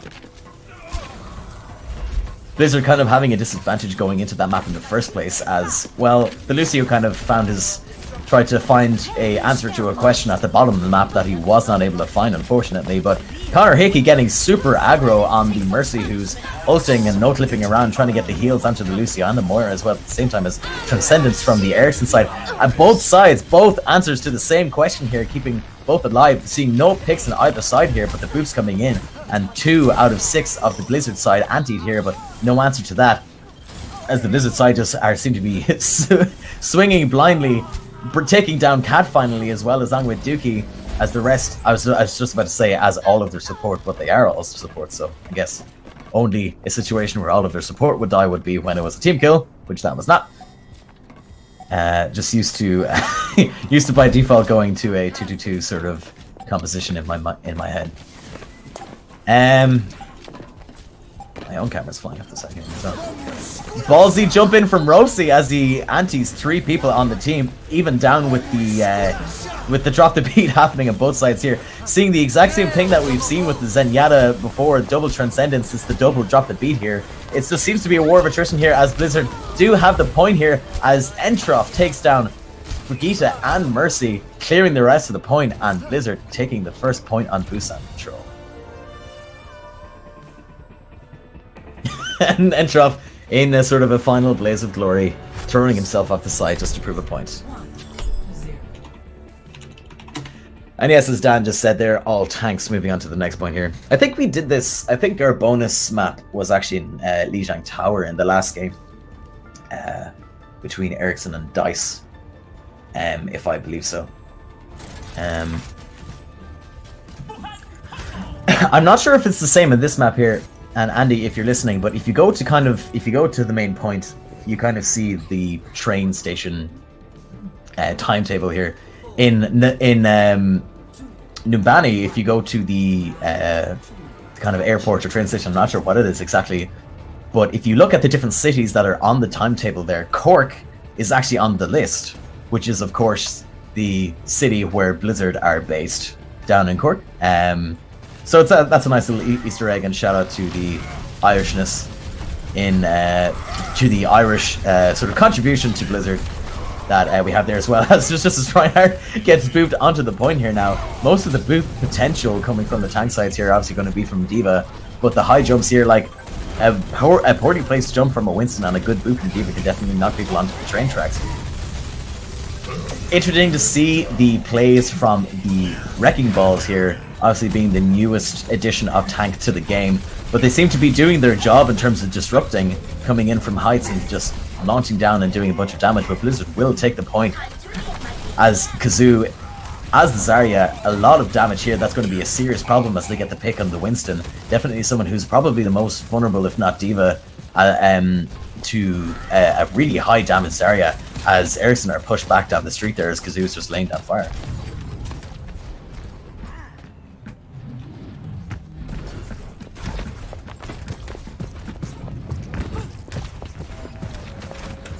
Connor Hickey laying down the fire here. Probably cheating in my opinion now as a baby D.Va, you know, that's not really a tank, it's actually more of a DPS character. So I'm just going to go ahead and report Connor Hickey for that kind of foul play. Ericsson seemed to be bunching up a lot here as J-Bomb is just oh wow, nice dodge around the corner there as the hooks. If this was an earlier season when Roadhog's hooks used to be a lot broken, as they're trading self-destruction both sides. The Blizzard side getting just one pick on the Baby D.Va as they're demeched, but not met as they're taking down Dan as the Roadhog on the Blizzard side along with Azario. Definitely is turned around as Cat versus Kazoo. What can Cat do in this scenario as it's just taking a lot of damage as the Earthshatter comes out from Dookie, absolutely wiping Baby D.Va off of the side of the map here. As the rest of Blizzard come in very hard with the Earthshatter and the whole hog. Probably not the greatest mix of ults that you can get on the tank side here, because once people are on the floor, you are definitely blasting them away with the whole hog. But if you can still get that close quarters damage in there, that can be really important. Pilgrim booping Ropesy out of the way, kind of nullifying and immobilizing him from the damage that he potentially be able to do as the Zarya bowls are traded between the Roadhog and the Zarya here. Definitely looking in Ericsson's favor as they take a lot of damage and tend to be getting the ground, just as Winston is ulting on the point, trying to scatter everybody off. Seeing if Blizzard can get the opportunity to get themselves on point, but Ericsson being able to probably just by the luck, being able to respawn a lot sooner, or in a particular order that has gotten to form on point a lot quicker. As Pilgrim, like, I actually forget the name of that ult altogether, but just the two minefields working the way onto the point as ground control is trying to be got from both, and just the grab coming out from Kazoo onto the D.Va. Brave enough as the D.Va could have very well just defense matrix the grab in that case, but still Kazoo only getting one hero's worth of damage out of, or hero's worth of value out of that column, as the shatter is pretty much nullified. Kazoo coming in, there's not much that you can do against this Zarya when she's at this much damage. She's countering the D.Va, she's doing so much damage against the Winston. The Hammond, he's not like D.Va. When you're fighting against him, he feels like a D.Va, but once he's down, he's down. There's absolutely no little hamster coming out and trying to fist fight you, which I would actually enjoy probably more if all mech-based characters in this game would come out and try and fist fight you, especially little hamster. Ericsson taking the point, just getting themselves over 50% here. This could definitely be the turning point, but at the same time, they need to play very, very defensively if this wants to. If Blizzard just want to dive in here, they don't exactly have the ult economy benefit at this point. But it doesn't seem to be.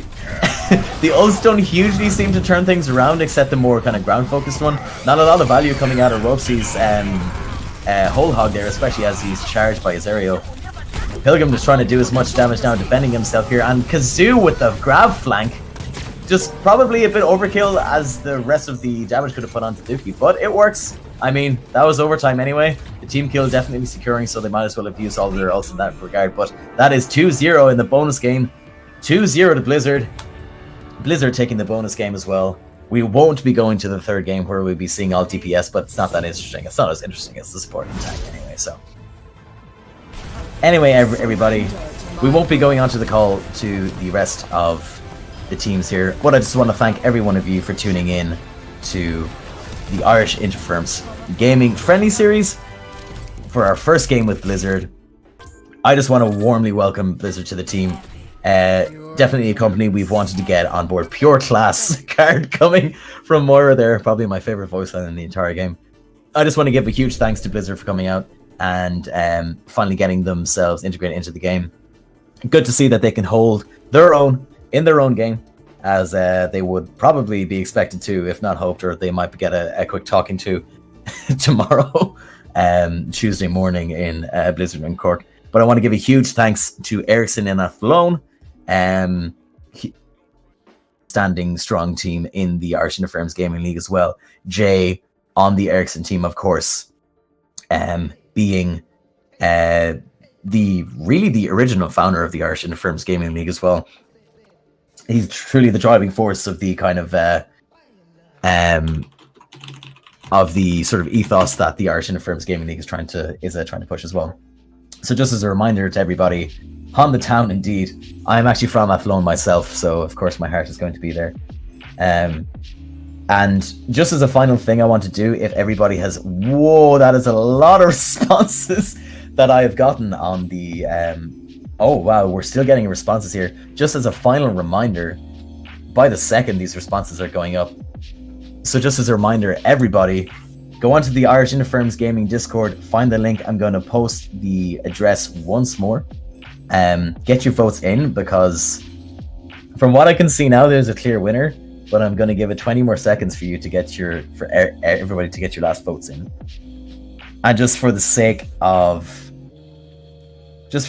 convenience for all of you here, I'm going to concede me ostensibly trying to get you all onto the Discord and just post it into the Twitch chat as well.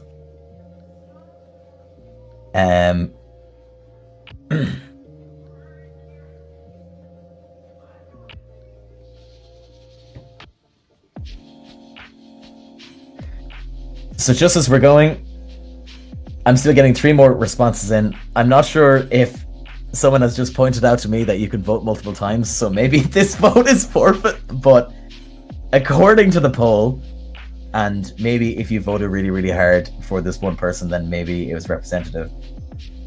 But the winner of MVP is Blizz Kazoo for some really, really great soldier plays. The pharmacy from the Ericsson side was definitely putting a lot of pressure onto Blizzard. Really, really tough, but in fairness to Kazoo, he was really, really able to pop that out. So not even relying on his tag visor that much and still being able to do a lot of work, especially on King's Row and ultimately in Junkertown Town as well. Very, very good plays from him. Coming up in second on the MVP side is Cat, but I want to give a shout out to the Junkrat, or the resident Junkrat Ropesy on the Ericsson side. For, I didn't get the full stat on it, but the serious amount of rip tires that he was able to get through. Some really, really impressive plays from everybody there.